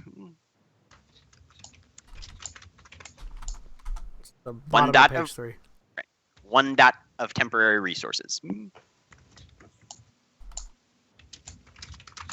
Oh, pledges. It's in the part where the The green is weird. Yeah. formatting becomes green. Yeah, you might want to Where is it? extend the boxes above it so that it pushes it down into the second page. You said Dawn of Ingress, correct? Dawn's Ingress, yes. Dawn's Ingress, and it was 1 dot of... 1 dot of temporary resources. Got it. There's how you spell it in the Roll20 chat for anybody who needs it. Where's pledges on the character sheet? So Page 3. page 3, Right. and then See the where your default seeming pages. Blessing and seeming curse are Like, scroll down. right under that. It's a Scroll little down to where hard to read. That's not on page 3 of mine. Oh, have you go to settings and hit Changeling the Lost in the 1st edition? Oh, types. yes. You would definitely need to do that if you haven't done that yet. Oh. Ta-da! Now you'll have all the things that you actually need. And you'll probably need to readjust your character sheet again. We'll get there. Where am I going after I go to settings? So you go to settings, and then there will be a section at the top called First Edition. You'll click the text that says Changeling the Lost on the second line, and that'll change everything so it's got a green thorny frame around it. I do not see first edition. It's right at let the me take a top look of the at settings yours. page. I do not see it. Okay, so you've got 3 tabs on your character sheet. One says Bio and Info, one says Attribute and Abilities, and you should be on the Character Sheet tab. Then up where there's the heading called Chronicles of Darkness, to the immediate left of that, it'll say page 3, page 2, page 1, Settings. Oh, found it. Sorry. Yep. No, you're fine. Under the First Edition section, click the Changeling the Lost text, which should turn everything to green. Or it should turn the There we border go. to green. Yes. Everything I Turn got the it. border to green, right. Now go to page 3, which will be showing up in the green frame. Okay. And scroll down, and right where it goes from the first page to the second page in the frame there will be a bit that says Pledges. Okay, I see it. Thank you. Sorry No about problem. You're good. Ta-da! You might want to extend the Seeming Blessing and Seeming Curse boxes a little bit. Just click on the bottom right corner and drag them down so that you can push the extra pages into the And so- white space so you can read them easier. Makes sense. Once you've got Dawn's Ingress typed into your pledges, you can go back to page 1 and under merits do resources 1 dot, since you have that temporarily. Resources. A single dot. Be right back. Okay. So, as that flush of sea breeze kind of cuts through the backyard, temperature drops by about a degree or two just briefly. Gilly smiles, gives you a nod, and says, well, starting to get dark out. You guys have had a long day. We'll get you all set for sleeping arrangements. Girls, you'll be upstairs. Boys in the living room. Follow us. We'll get you all taken care of. Dump the cigarette. I'll finish my beer off. Finish Go the back beer. I don't care how old he is. I'm still giving the guy in the bathrobe a decently wide berth. Okay. He doesn't mind. And the whole time I've been out here, like until they came up, the whole time I was out there, I was sort of like searching my brain for any bit of information I could possibly get about my past, and just sort of to see what collectively I can recall. Give me an intelligence and resolve. -1. What did I miss? Girls are getting taken upstairs for sleeping arrangements. Guys are sleeping in the living room. 0 successes was my 2 dots. Which makes it 1, which made it a chance die. But No, not the same as a chance roll. You're not going to get a dramatic failure if you have your own die to spend. that's fair. But yeah, they will guide you guys, Neo and Nero, into living room. Pull a couple blankets and pillows out from a side linen closet. Acacia, the hobo lumberjack, will take the 4 girls and gesture for y'all to follow. There's a 3rd story to the row house, and there's a little bit of a sitting room up there in kind of a landing area. She'll pull a couple of sleeping bags out of a closet. And then she says, and the other 2, well, you guys can decide who's where and what and everything, but my room's through here, and I've got some bunks, so. Ooh. How many bunks? I'm gonna go and look. Okay. So as you go into Acacia's room, there's an immediate smell of pine and cedar as she opens the door. And there's some very rough-hewn sort of camp bunk frames in this room. The beds are kind of narrow. There's not going to be a lot of room to turn over. You're not entirely sure Phage would fit even on one of these. But it's set up in a very sort of rural camping sort of motif. Everything. This has wood paneling on the interior as well, but it's not that sort of finishing nail type wood paneling. This is very crafted, tongue and groove, pine and hickory alternate panel setup for construction. Yeah, and it feels very much like a bunkhouse at a campsite, almost. And there are the top There are and total of bottom 4 bunks, right, in here. And there are hiking poles and boots and trail runners and just a whole bunch of sort of just outdoors, backcountry sort of equipment. There's a pair of snowshoes, backpacks. There's a little white gas stove and a whole camping cooking set organized on a shelf. Yeah, everything smells of like linseed oil and wax and, you know, the different aromas of various types of wood. There's so much room for improvement. I call top bunk, and I'm gonna run over and try and claim one. Okay. 'Cause I'm gonna see if there's anything even remotely big enough to actually seat me comfortably. There's a couch in the sitting room area that you think you might be able to fit on. That the works. bunks are looking a little narrow, but I'll take the couch then. I'm gonna claim the other top bunk. okay.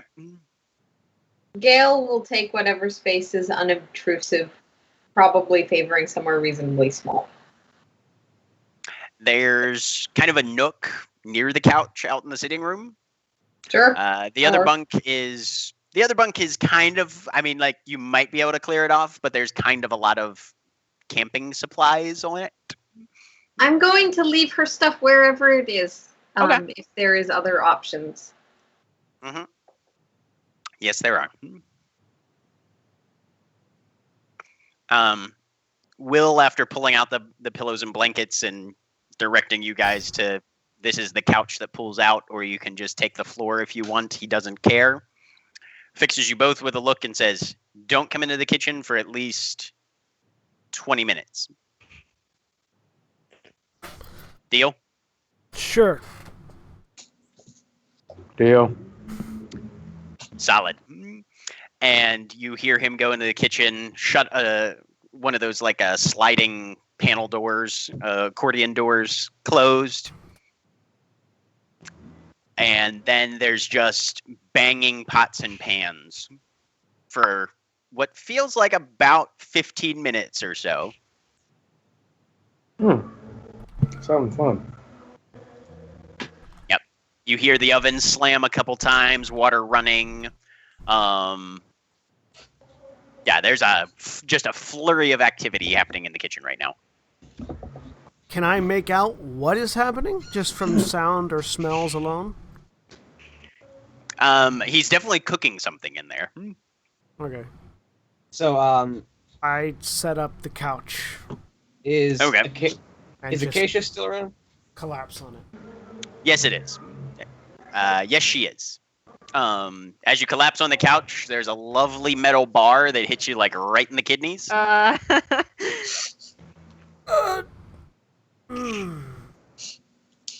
But you'll be able to get a night's sleep on this thing. I don't move, but there is a sound.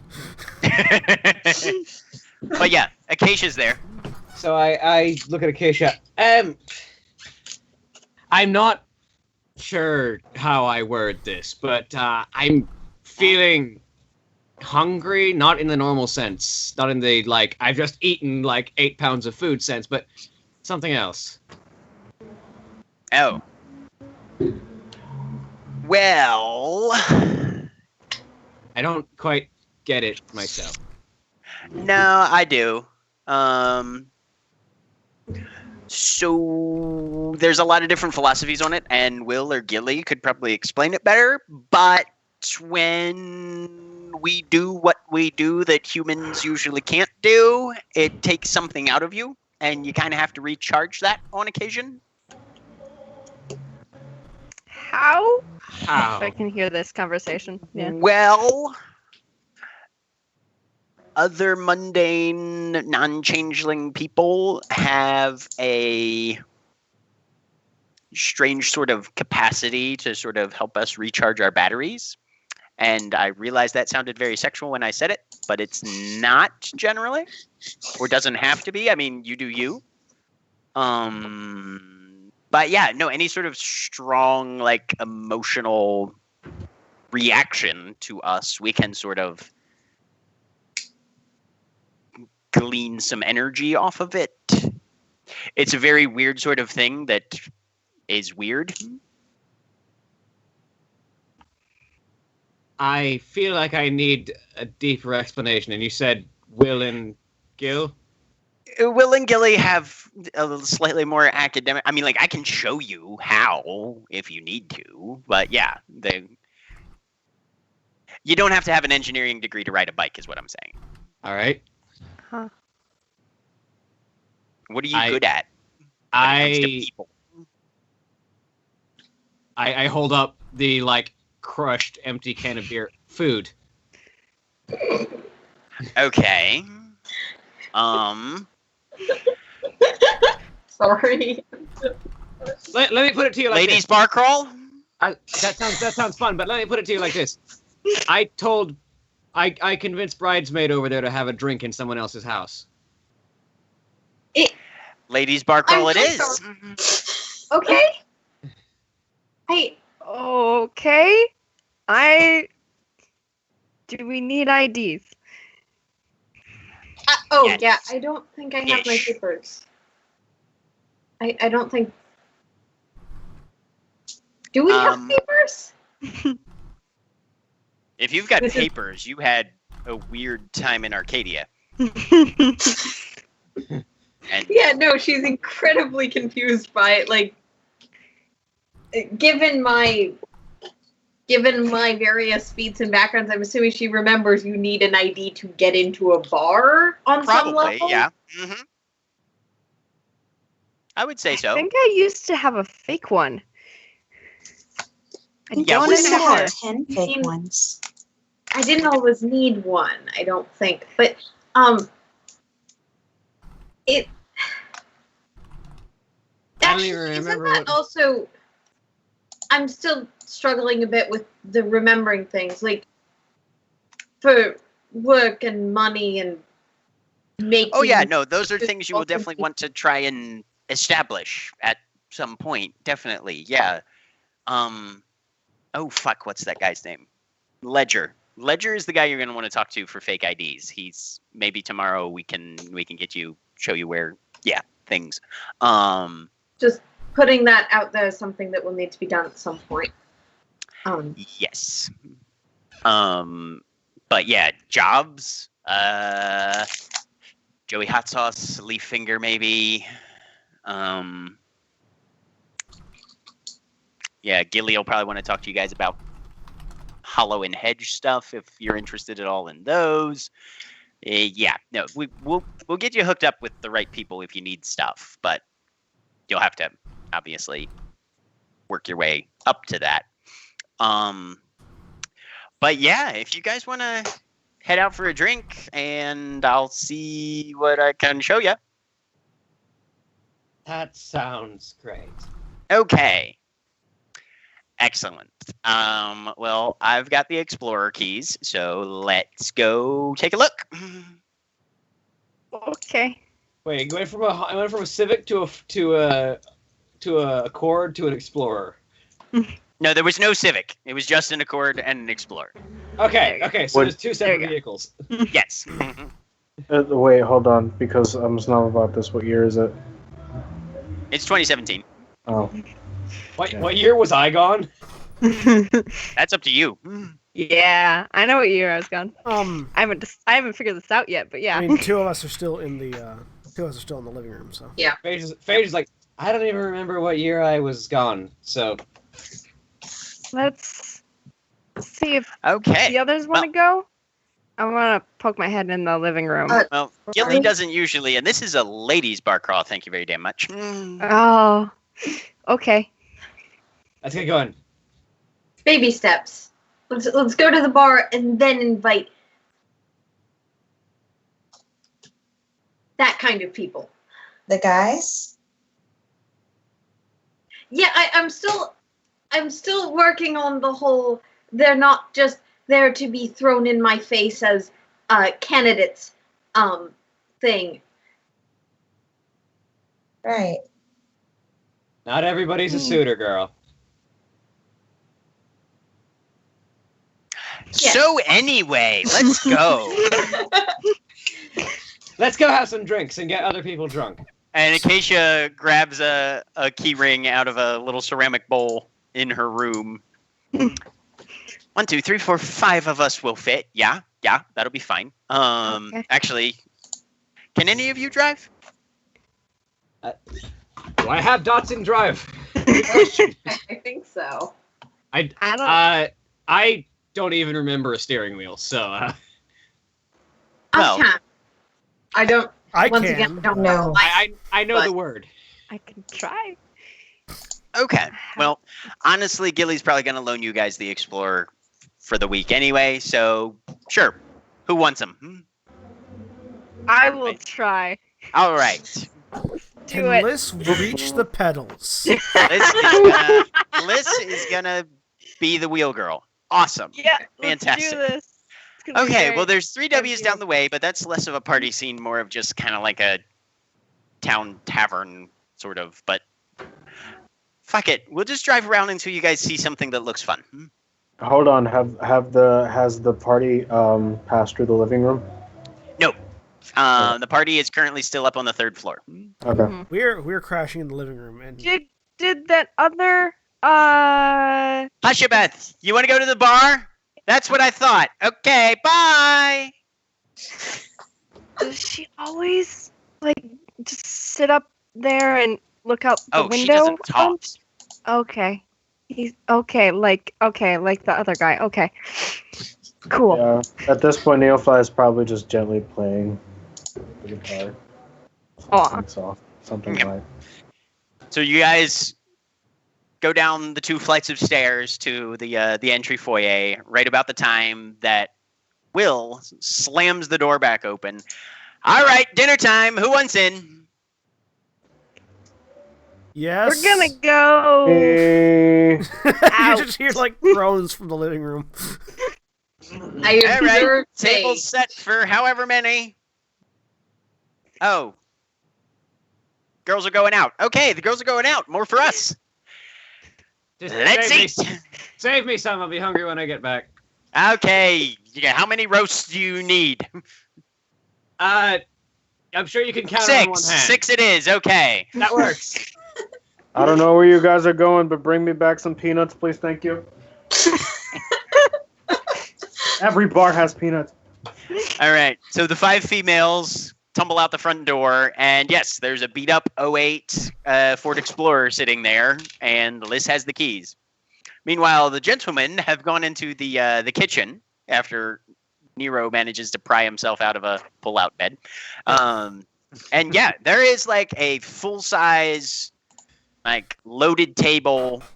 Probably took about 3 or 4 hours to make this meal set out, which was definitely not there 20 minutes ago when he started cooking. So that was the apocalypse that you were making in this kitchen. Fantastic. Oh, I like it. brother, you have seen nothing yet. Try the mash pose. Oh, I sit all down right. and begin stuffing my face because I don't know if this is accurate necessarily mechanically, but I feel like when you're made of fire, you burn energy a lot. So And you haven't eaten for like how many years? I also haven't eaten for several years, and I'm tired. Just Yeah, I'm gonna do the same. just All right. no glamour, no nothing. Just shovel food in face. Sounds good. And after I get like halfway through the 3rd plate, I'm just gonna stop and it's Will, right? Mm-hmm. And just sort of look at Will. By the way, we're kind of new to this. I say, indicating Fly and myself. I nod. What? How? There's something missing. Yeah, And- your brain.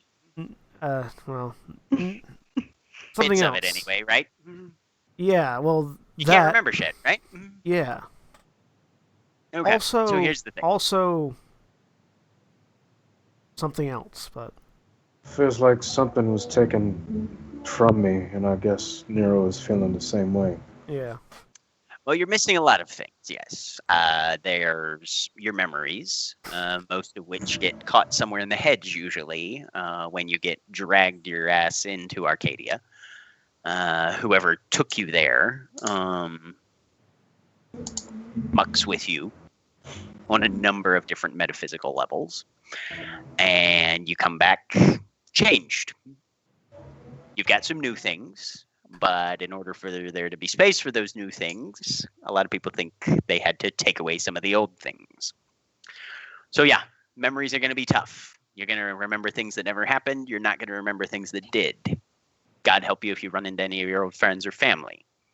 I mean, unless you were one of the ones lucky enough to not have a fetch left behind in your place, which is basically a fake you that they built so that nobody would notice you were gone. Or maybe they didn't leave one, in which case everybody just assumes you either died or disappeared or ran off. And then if they find you, then there will be lots of uncomfortable questions that you have no way of answering for obvious reasons. So yeah, I mean, my recommendation is usually build something new and try and keep your head down. What if we get back to the hedge? Would we be able to try to get our memories back, or is that going to be with our keepers? Depends, honestly. There's no cookie cutter answer for that one. Everybody's situation is different, and there are certain places that you can go where sometimes you might be able to recoup some of your lost memories. Sometimes they just come back over time. Sometimes they're just gone. Memories are tricky things. Yeah, memories and dreams kind of bleed together a bit. Yeah.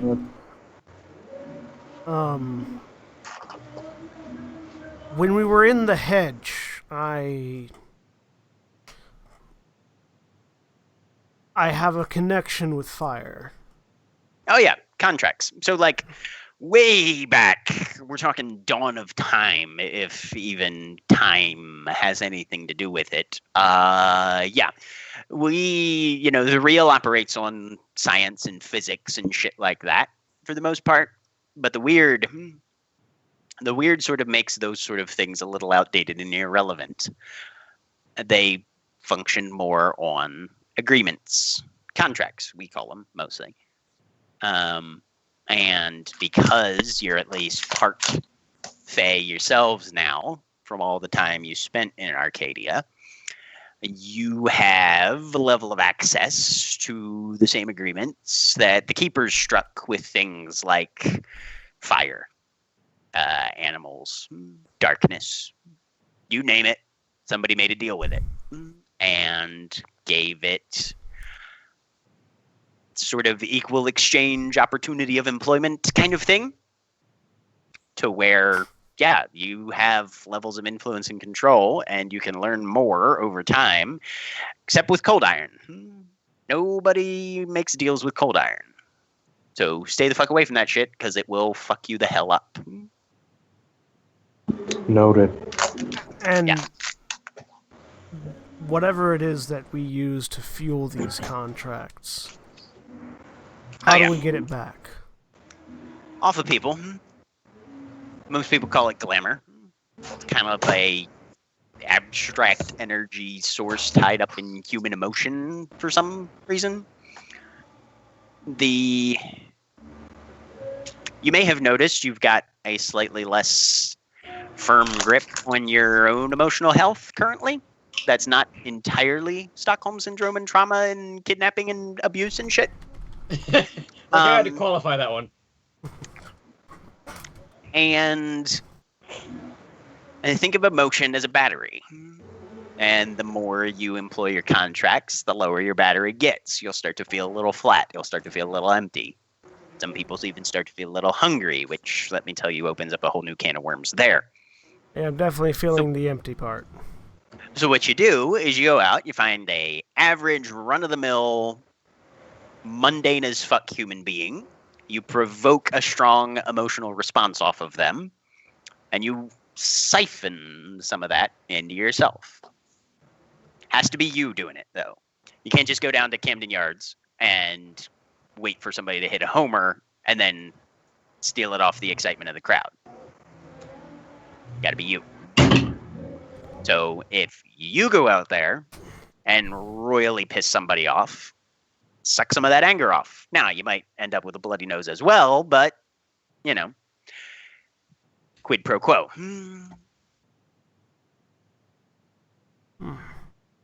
Is there I know some girls that have worked as strippers. They got glamour coming out their ears. Well, I mean, I think it comes a little bit easier to them, but how do we do that? Well, you're decent with that 6 string there. Thank you. You go out there, you, busk a bit, maybe get some people enjoying their day a little bit more. You can bleed it off a little bit at a time. You can hire yourself out to a funeral or just hang around a graveyard, play the saddest minor key shit you can, ruin a couple people's emotional day, and grab some sorrow. There's all different ways you can do it. Well, looks like I'm gonna have to grab a couple gigs around the city. Okay. Thanks for letting me know. Yeah. What about? I mean, hell, you get successful enough, you just open your own damn nightclub and headline every night. What about positive feelings? Yeah, those work too. They're a little harder to manufacture for a lot of people, but I used to help people, so. yeah. Like what kind of help? Can I get a so just looking at him and also kind of at Neo, but not as much. Can I sort of get that sense that you get when you that you would be able to get as a cop of people that don't like cops? Give me a wits and empathy.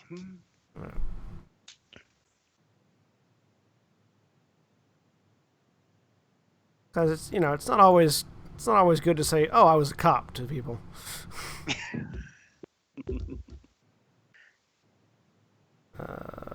So just wits -1.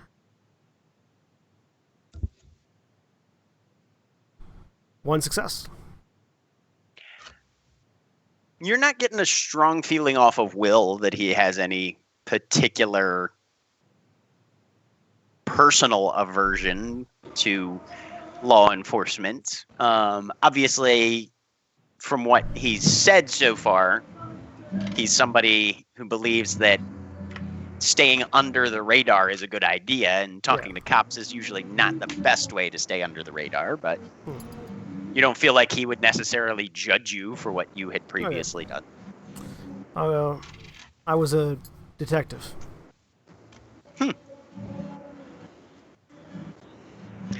Yeah, that would be hard to try and reestablish. They usually like things like background checks and paperwork and things like that.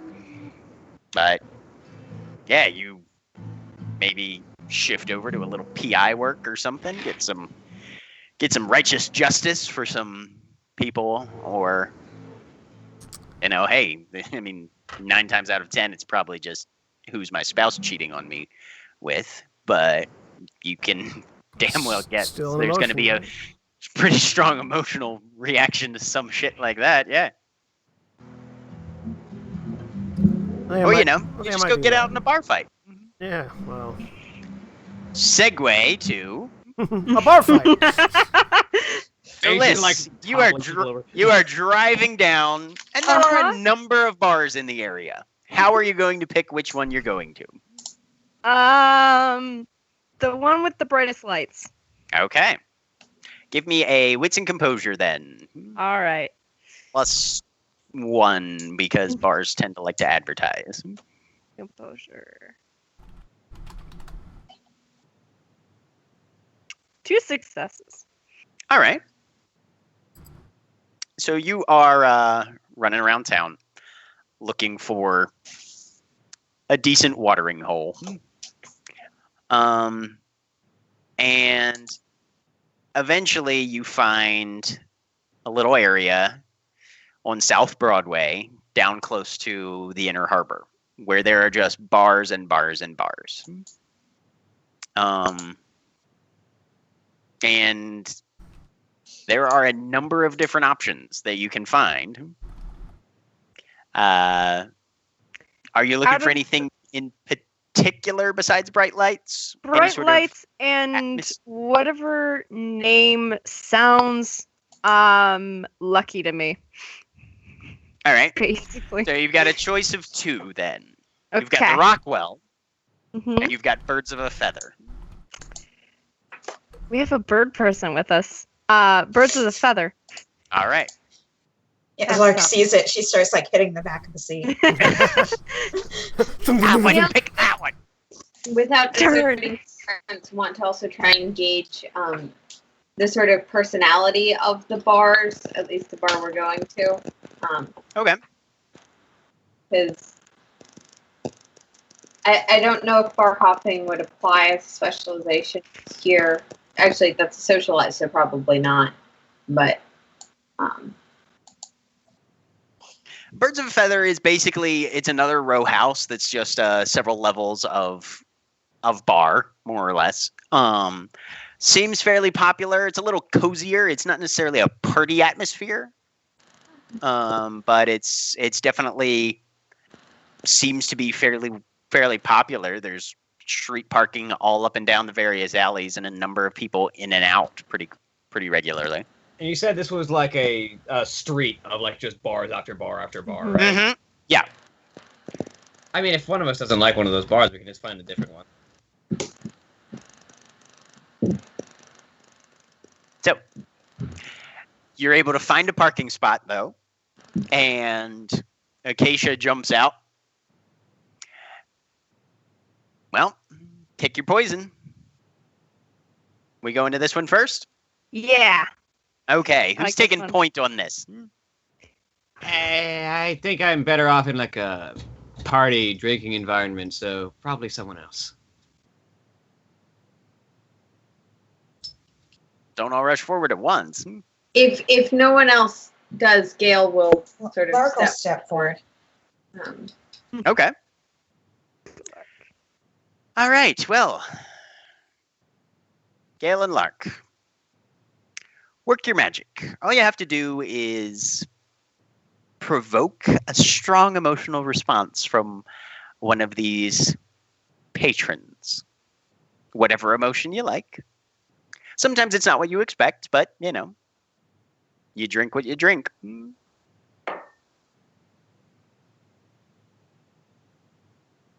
So you are standing in front of a busy bar. Are we inside the bar? Currently, you're still on the sidewalk. Okay. I will allow you to make an entrance if you need one. Yeah, I'm going to go ahead and walk in. Okay. So you come inside. It's fairly crowded. A little bit of music playing. A lot of conversation going on. People in and out. They've got a very broad selection of a number of different varieties of alcohol. But yeah, it looks like it's mostly a whiskey bar. Right. Would you say it's crowded? How many? It's pretty crowded, yeah. Is there like a microphone or like a karaoke area? Not at this one, no. Okay. There is, however, give me a wits and composure -1. Okay.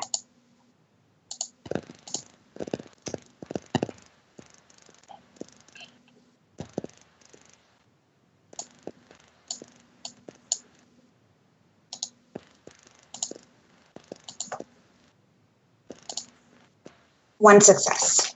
One success.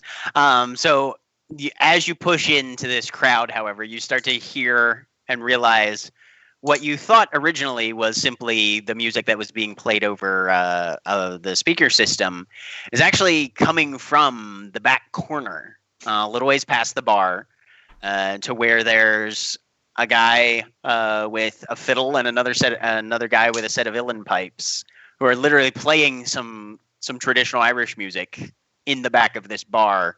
And there's maybe a knot of about 7 or 8 people who are actually standing around watching while they drink. Everybody else is sort of just enjoying the music as it plays. Right. She's going to go out, and you said there are bars up and down the street, right? Mm-hmm. She's going to see if she can find a bar that has like a microphone, like a karaoke type area. Okay. Sounds good. So give me a wits and streetwise +2, because that probably won't be hard to find in this area.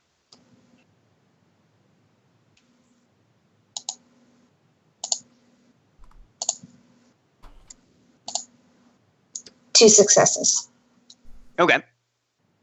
So yeah, you come down the area a little bit, and just around the corner from Birds of a Feather is the Dogwatch Tavern, and they're having a karaoke night tonight. All right. She's going to go in and she's going to sign up. Okay. Yeah, you've probably got about 2 or 3 people in front of you. It seems like most of the activity here is more on the spectator rather than the participator. Participator, yes, that's the right word. But yeah, no, maybe about 5-10 minutes before they're going to call your name. What name do you put down? She puts down Lark. Okay. So eventually, whoever's emceeing this sort of shenanigans will pick up the piece of paper. All right, next up is a Lark. Anybody who's... She'll walk up. Okay. Just dial in whatever you want to sing. There's a machine there next to you. Do I recognize any of the songs? Nope. Awesome. She's just gonna pick whatever title makes her laugh. Okay. So you just scroll down through looking at titles, kind of realizing, yeah, you don't really know any of these. There are some older ones that you kind of have a faint recollection of, but you know, you've been singing different songs for a very long time. And delving back into those memories is a little bit like swimming through a marsh. But you find something that kind of makes you laugh a little bit when you think about it, and you feel like you may have heard this at some point a while ago, but you can't really place it very much. But you key that one in, and you start. Give me a presence and expression. -1. Can I add my singing to this? Yes, your singing specialty will apply. You can spend willpower on this roll as well if you'd like. So that it would be a flat roll, not a minus. Mm-hmm. Yes, I'm going to spend willpower on this. Okay. What was it? So Presence and expression. With spending willpower, you're going to get 3 extra dice. Yep. So you add 3 to your pool mod then. Okay.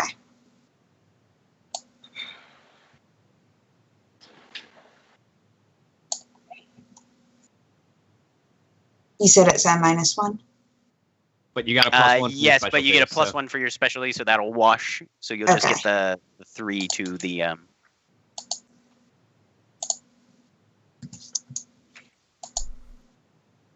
Wow, 0. With 10 dice. That was awful. Oof. Yeah.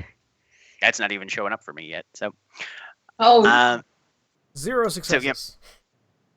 So yeah, you sing and you do your best, but you definitely are having trouble working your way through the words.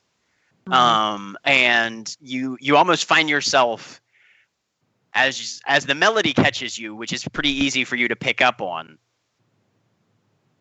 almost dropping in other words that make more sense to you, but that would absolutely fly against the audience's participants. And you get a couple idle, polite claps, but no real strong reaction one way or the other with that one. Right. She is going to she's going to stay on the stage. She's going to pick another song and keep going. Okay. All right. This time it'll be at an additional -1 because the crowd is a little bored. But you kind of grit your teeth, dial in another one. There we go. Hey, exceptional 5 successes. Right. And this time you decide, don't forget to spend that second point of willpower, that no, you are going to power your way through this one no matter what. And by the time that second bar hits, you have this audience in the palm of your hand. Now, there's only about 20 of them there. But you manage to just cultivate, and you're paying attention to the words this time. You're focusing in, and you're feeling the underlying emotion of this song. And at the end, there's like 5 or 6 people on their feet giving you a hand, and you can pull in 5 glamour off that roll. Awesome. So that's what everybody else sees as you follow Lark into this Dogwatch Tavern. There's a number of people at the bar, though. Probably about a good half the clientele is watching whatever sporting event is happening on the televisions at this time. What are the rest of you doing here? While I'm looking around on the street, do I see any bar that looks more like a partying scene? As far as that goes,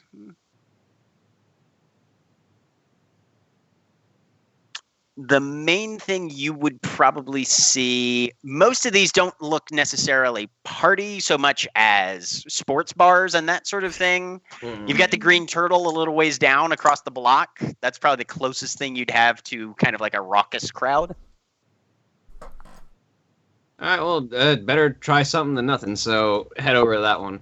Okay. It's more of a sports bar kind of place. Fair representation in the restaurant section as well. It's not just alcohol. All right. Is there anyone who seems like they're just kind of out of place, like they're not having a good time, like they're probably their friend ditched them here or something? Give me a wits and empathy. And in this bar, +1.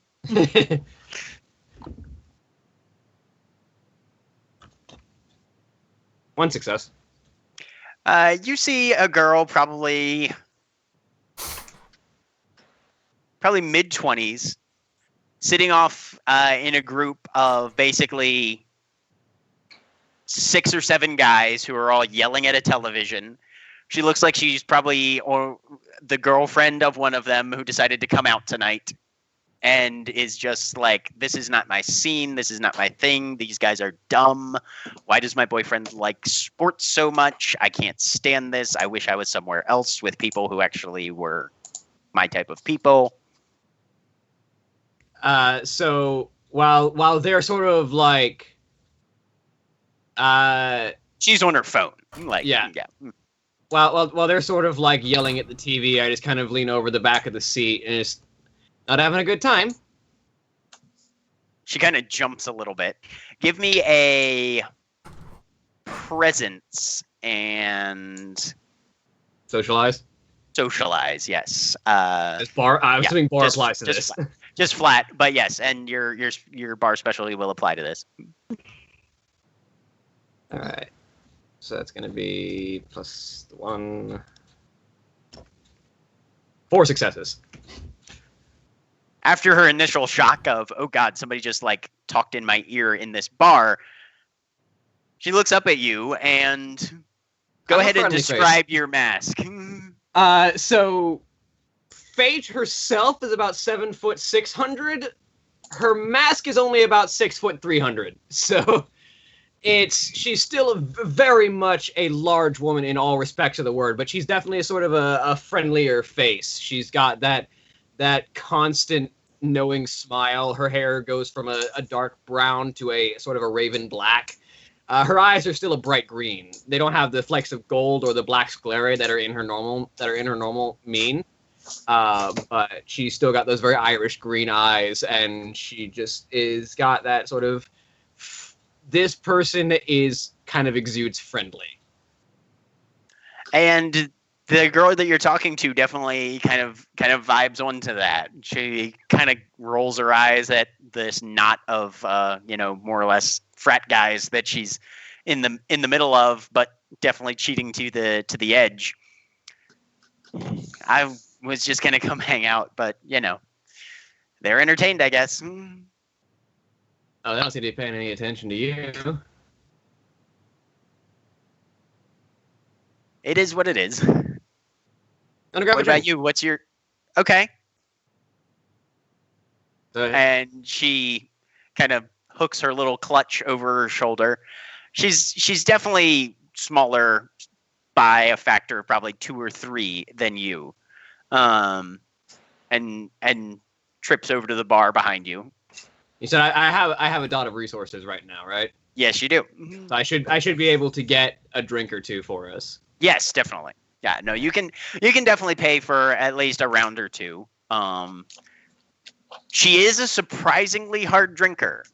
Like, you're expecting maybe, like a beer or a margarita or something. She goes directly for like a triple whiskey sour. That's a keeper. Yeah. Ah. I like you. You go for the strong stuff. Night's young, I guess, right? I'll match her. Okay. Go ahead then over the course of the next half hour or so, as you're socializing, give me a manipulation and socialize. Do I get to add my harvest dice to this? Yes. And you get to add your harvest dice. Do I get to add my bar die as well? Not for this one. Yeah, that one worked for the first one, but now it's Okay. just a more generalized kind of so setup. 4, 3, 7, so 10 total. Or rather, manipulation, socialize, plus 3. You know what? I will spend a willpower on this, because I want this person to be my friend. So, Okay. 3 successes. Okay. So you glean three glamour of, middling, good-natured frustration and a little bit of just old-fashioned self-abandonment on occasion as you guys are drinking. I'm trying to make sure that there's also plenty of food on the table, so that it's Sure. like feel free to eat something. Yeah. No, she'll stand a round of appetizers as well for her own part to contribute. And yeah, she seems to be enjoying herself much more now. Gail, Have I gotten her name in all of this? Paige. Paige. Yep. Okay. We're split up between like 4 different bars at this point. At this point, you really are. Yeah. Okay. Well, then I'm not necessarily sticking. If everyone was in the same place, I'd be sticking to that. But in that case, God, Gail's probably going for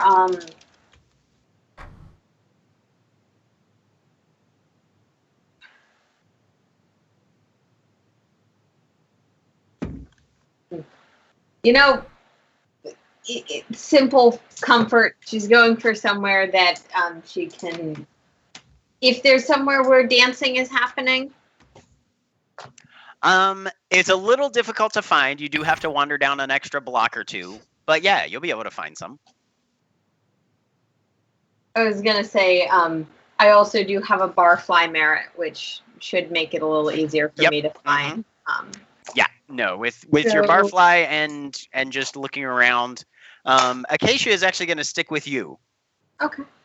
But yeah, and she'll follow you, just kind of giving you a little bit of chit chat here and there of where you are, what you can find nearby, that sort of thing. And yeah, you guys eventually find your way down to a little tiny kind of hole in the wall dance club. So the kind of place that instinctively is my kind of place. Right, pretty much. Okay. If I can find someone there who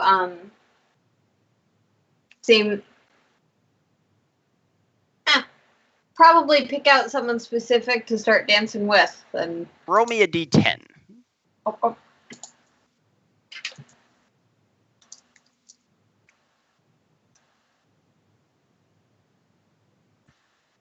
Sorry. 4. Okay. So as you come in, there's some EDM going on. Necessary, of course, flashing lights, lasers, a little bit of smoke machine, that sort of thing. And the crowd is enthusiastic, if not large. But yeah, you're able to work your way in, and you start to realize that whoever's running this music definitely probably operates at a caliber a little above what you'd expect from the surroundings and venue that they're currently engaged in. But everybody seems to be having a good time. Everybody's having a lot of fun. And then give me a wits and composure.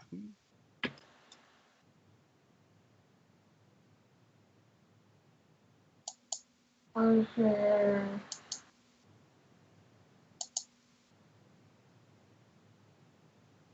4 successes. And then something catches your eye about halfway across the dance floor.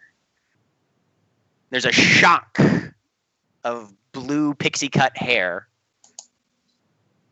with antlers rising out of it. Tiny little ones with just a little bit of velvet on the tips. And whoever's dancing right over there has cleared a space around herself. She is inhumanly graceful, has impeccable balance, and isn't so much dancing to the music as dancing with the music. So this is her turf. She doesn't notice you at all yet. She's like the eye in this hurricane of other dancers around her. Anybody on the interior wall of that can't look away from this individual dancer. And you are catching that they, of course, probably only see her mask, but she is very well practiced at whatever it is that she's doing in this crowd. You've also found somebody to dance with yourself, however, who's a little bit off to the side and isn't caught in this this glamour swirl. I'm going to try and focus on them, not take her swirl away from her at all. Just okay. Why am I in someone else's territory, damn it? Because it's Because time you to rolled throw a 4 down. on your D10 is why. And then you got 4 successes on your observation roll. And also because it's time to throw down. Actually, if it's not too late, Gail's gonna, seeing that, sort of change her game plan a little bit. Okay. Dance, at least casually, but sort of, here's her plan. She's gonna try and pick out probably 2 people that are looking to either score or be with someone, socially interact with someone they didn't come with. Okay. Somebody who's looking for a pickup, right? Yeah. Well, yeah. She's looking to see if there's at least 2 of them that she can notice in the area. Okay. Catch the eye. Oh. Catch the eye. That of wouldn't one be of too them, difficult. Yep. Right. and then go to the other one. Okay. So are you attempting to basically inflict or you're attempting to prompt jealousy on behalf of the other one, or jealousy from that one, confidence from the one she goes to, okay. Give me a something that might be a strong emotion. Give me a manipulation and socialize. Okay. Manipulation and socialize, and I'm assuming that this falls within my Oh yeah. kit. This is right in your wheelhouse. Wait, that's on the manipulation and socialize.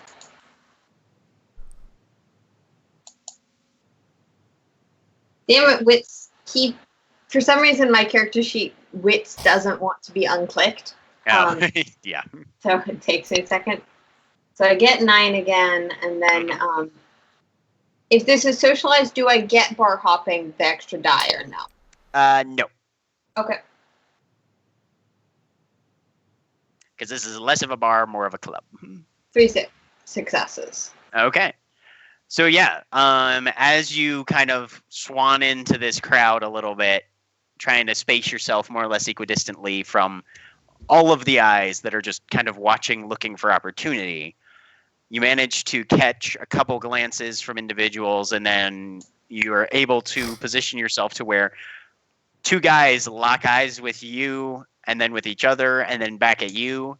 And you, with that perfectly distracted, I wasn't really paying attention to either of you, and oh, there's somebody, I'll just wander over that way, without it looking deliberate at all.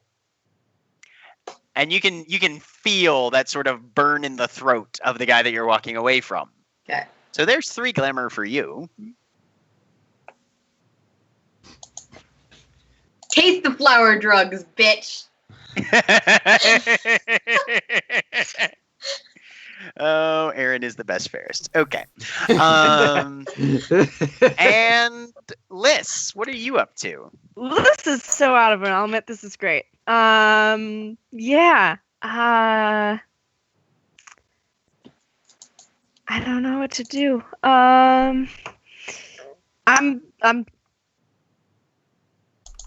It's been a really long time since I've talked to people.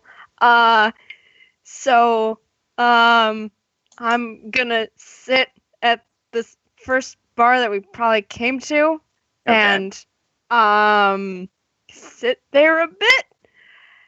And I eventually get there wasn't TV or anything playing on the At Birds of a Feather, one. no, there wasn't. No. There was just some music Mhm. that was playing.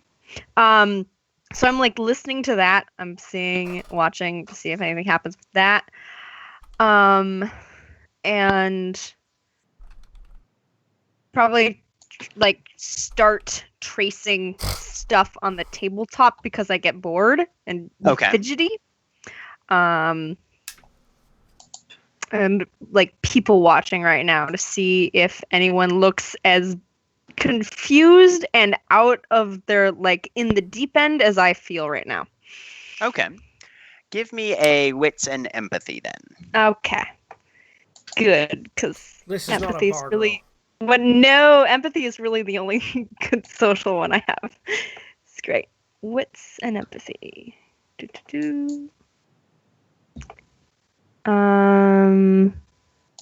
Yep. Oh, and I think something, what was that? I want to double check. So I don't get...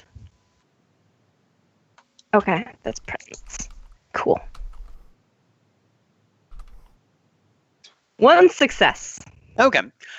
You don't notice anybody who seems very out of their element, per se. You do notice, however, that there are definitely certain individuals who are drinking on purpose. Mm-hmm.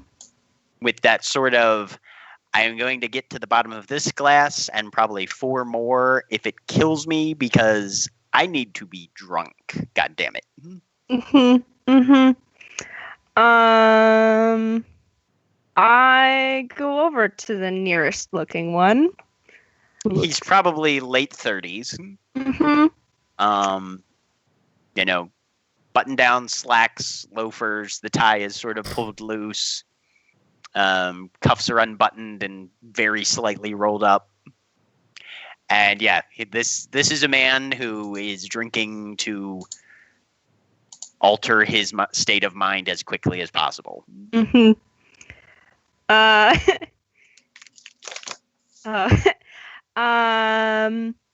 I go over and I go over to the bar and get another like set of drinks, and I head over there and just set it down next to him. And what's your mask look like? I look fairly young. Like I look like I'm barely allowed to be in here. Like just 21. And definitely not dressed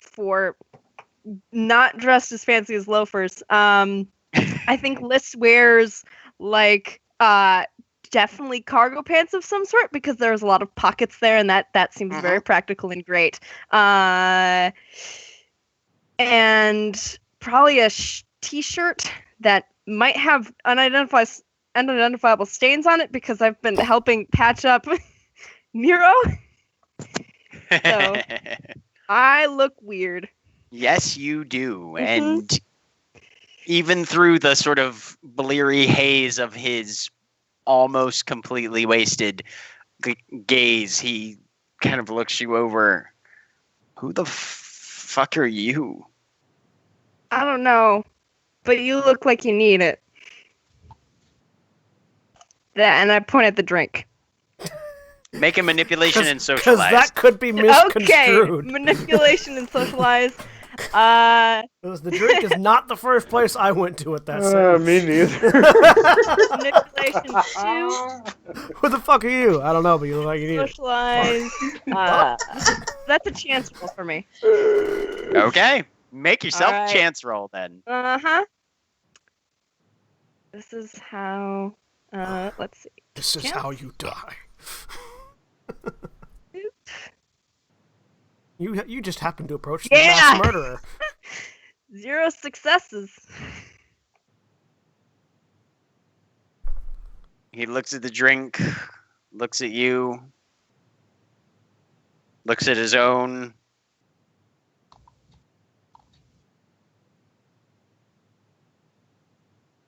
Takes the drink. Okay, but now you go away. Okay. And finishes the other one and starts in on the one you gave him. Okay.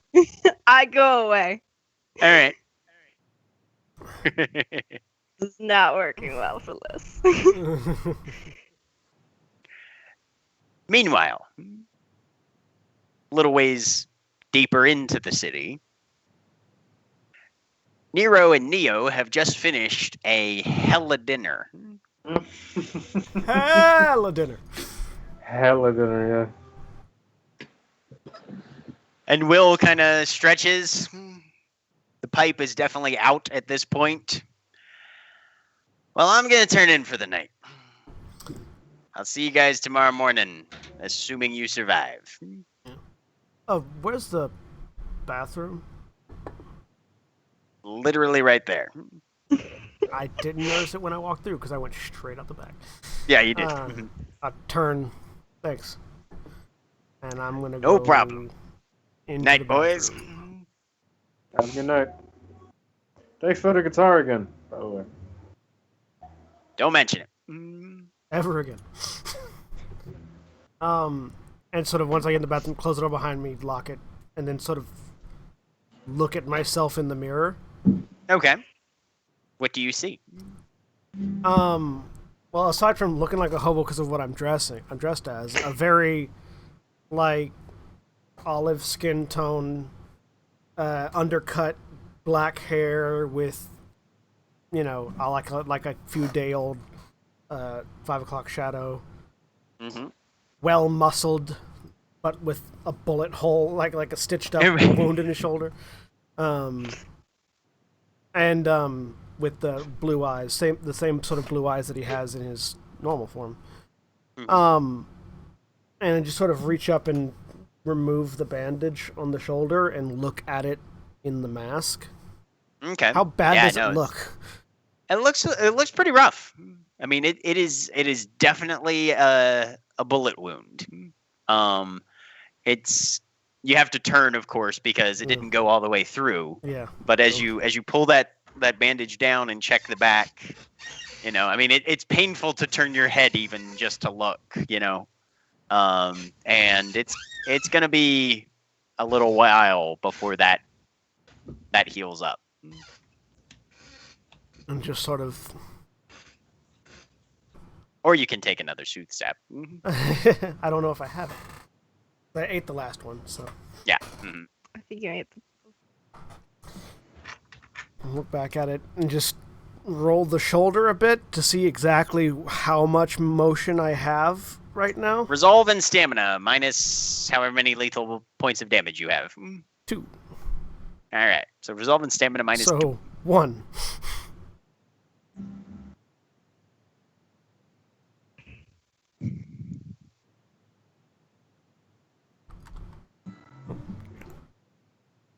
Minus 2. 0 successes. That's actually a 1. So yeah. Yeah, but it wasn't a chance die, so it doesn't count as a dramatic failure. Okay. But yeah, no. So from the other side of the closed door, Neo hears a yelp. Just ah! And then a bang on the wall as I punch it. With the good arm. Because that sort of pain immediately That gets the rage hurt. the rage reaction. Yep. You all right in there, bud? Bam, bam, just punching the wall a couple more times, just to make the good hand hurt, so that it sort of draws it away. You might want to lie down, or you could just keep. Don't punch a hole. Okay. Just gonna keep playing. And then just stop punching for a minute. and I don't look like. I imagine that. Do I remember what I originally looked like? Because I know this isn't what I look like anymore, but do I have any recollections of what I originally looked like? Looking in the mirror? A little bit.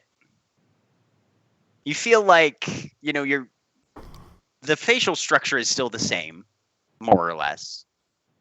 That's not the kind of haircut you used to have, and generally you went around clean shaven for the most part. The only significant change really are the eyes. Yeah. They were brown, now they're blue. Yep. Cheekbones might be a little sharper, but that could just be because, you've had very stressful existence for the past few years at least. Do I know where any of the homeless shelters are around here? You could go look. Yeah. I think I'm gonna go. I'm just gonna take a minute to collect to put a lid on the anger that the pain has caused. And open the door. Look at Neo. Does Neo look like he's homeless? I mean, he's wearing that mask, which you honestly don't know what would happen if he walked out in public with that still on. I point at it because the mask isn't affected by his mask, correct? Not that you can tell per se. I mean, it's probably not going to come across as a very lifelike insect mask. It's probably going to. You feel like, because your own vest, you can see change, and his is probably similar in nature. I'll sort of point at the mask. You probably shouldn't wear that out in public. Well, I haven't had it off for so long, I kind of forgot what my face looks like. If you could excuse me for a second, and I kind of just nudge him out the way. I will move out of the bathroom so he can go into the bathroom. And then I'm going to take my mask off and look in the mirror. Okay. And yeah, as you pull it off, all of a sudden, there's a human-ish face looking back at you. I mean, you can see your mien underneath it, but as you turn from side to side, your mask, as the intent of observation changes, begins to reassert itself. What does Neo look like when he's wearing his Anthony Miller face? So Anthony is a man of African American descent, a little bit darker skin than mine. Long dreadlocks that usually reach down to his shoulders. He usually doesn't wear anything fancy. He believes in just he's not that one much for fashion. He's more in just letting his music speak for him, as is the case with his mien. Really, usually a simple getup, just maybe a gray shirt or maybe a hoodie, some jeans, and some sneakers. It doesn't matter the combination. Just a normal-looking musician, just trying to get by and trying to do what he loves. That's it. So not homeless. No. Not too much. A starving musician, if I can add that. Look down at my now injured fist. Couple cracks across the knuckles. Yeah. You want to go pitch a pity party? I don't know why, but that sounds like a fun idea, and I think I might have just the notes to accompany. Let's go. And that is where we're going to end it for tonight. We will pick up with these two nutballs escapades out into the streets of late night Baltimore on Wednesday. All right. Yes, because Changeling is moving to Wednesday night slot. We're gonna be changing over to Wednesday evenings at 5:30 Eastern Daylight Time. So if you want to be sure to change your schedule on your calendars, for those of you that tune in regularly. In its place, in the normal time slot here on Saturday, we're going to be shifting RPG Weekly from Wednesdays to Saturday, and hopefully that means I'm going to be accompanied by some of our other folks that are in my local area, Austin or Holly or William, or depending. Probably not William because William works, but yeah, we're gonna try to get a couple more folks on screen for RPG Weekly now that we are shifting time slots. So look forward to that, and we'll be back with this on Wednesday. And in the meantime, we have been Final Show Films. We produce a wide variety of content every day of the week. You can check us out on our website, finalshowfilms.com. If you'd like to support us financially, you can do so on our Patreon page at patreon.com/fsfilms. You can also support us here on Twitch, twitch.tv/Senstaku. You can support us by subscribing here, because we are Twitch affiliates, or by donating bits. Speaking of which, thank you for the bits. Earlier in the show, Cat Waterflame donated, I think, 355 bits. Thank you for that. Yeah, cat! Also, remember that this is not the end of our entertainment gauntlet tonight. Coming up in about an hour, we're going to be playing Pulsar, theoretically, if we can get it working. Basically, think Star Trek Bridge Crew, but with a bunch of people that don't know what they're doing. So look forward to that as we try to captain a ship through the stars and not crash into a star. It's going to be weird. And then after that, so that's going to be coming up in the 11 o'clock slot. After that, at 3 a.m. tomorrow morning Eastern Time, we will be doing a 5th edition one-shot in the realm of Taldore, using the Critical Role campaign guide and being GM'd by the lovely Erin below me. So that's going to be fun, too. And to wrap up the whole thing, 7 a.m. tomorrow morning, going to 10 a.m. at the end of our 24-hour period, we're going to be coming back with some Cards Against Humanity. Funny cards! And with an asterisk being that it's whatever the Google Hangouts version of Cards Against Humanity is. But effectively... Pretend you're that guy. Yeah, it's pretend you're XYZ. Yeah, pretend you're Zizzy. I love that. The I love thing that that website. comes up if you search for online for cards It's against. so good. Pretend you're XYZY. Yeah, Yeah. we're gonna be doing that. So be sure to tune in back for that as well as we wrap up our 24-hour stream. And if you're watching on YouTube, be sure to like, comment, and subscribe below. And as always, we'll see you all next time. Say goodbye, everybody. Bye, everybody. Bye. 411 Mania is awesome. Yeah, we're gonna 411mania.com. They do stuff. Go check them out. This is as part of the 24-hour stream. We're gonna do our big like long list of thank yous at the end when We I'm really exhausted. should have made like an hour-long thank you to all of our endorsement things to go in each of the hours that we don't have stuff in between. We should have, but that would have taken planning. Shoulda, so woulda, coulda. We have next year. No one Yes. asked me Everybody. for planning. We'll see you all in an hour. Bye. Bye.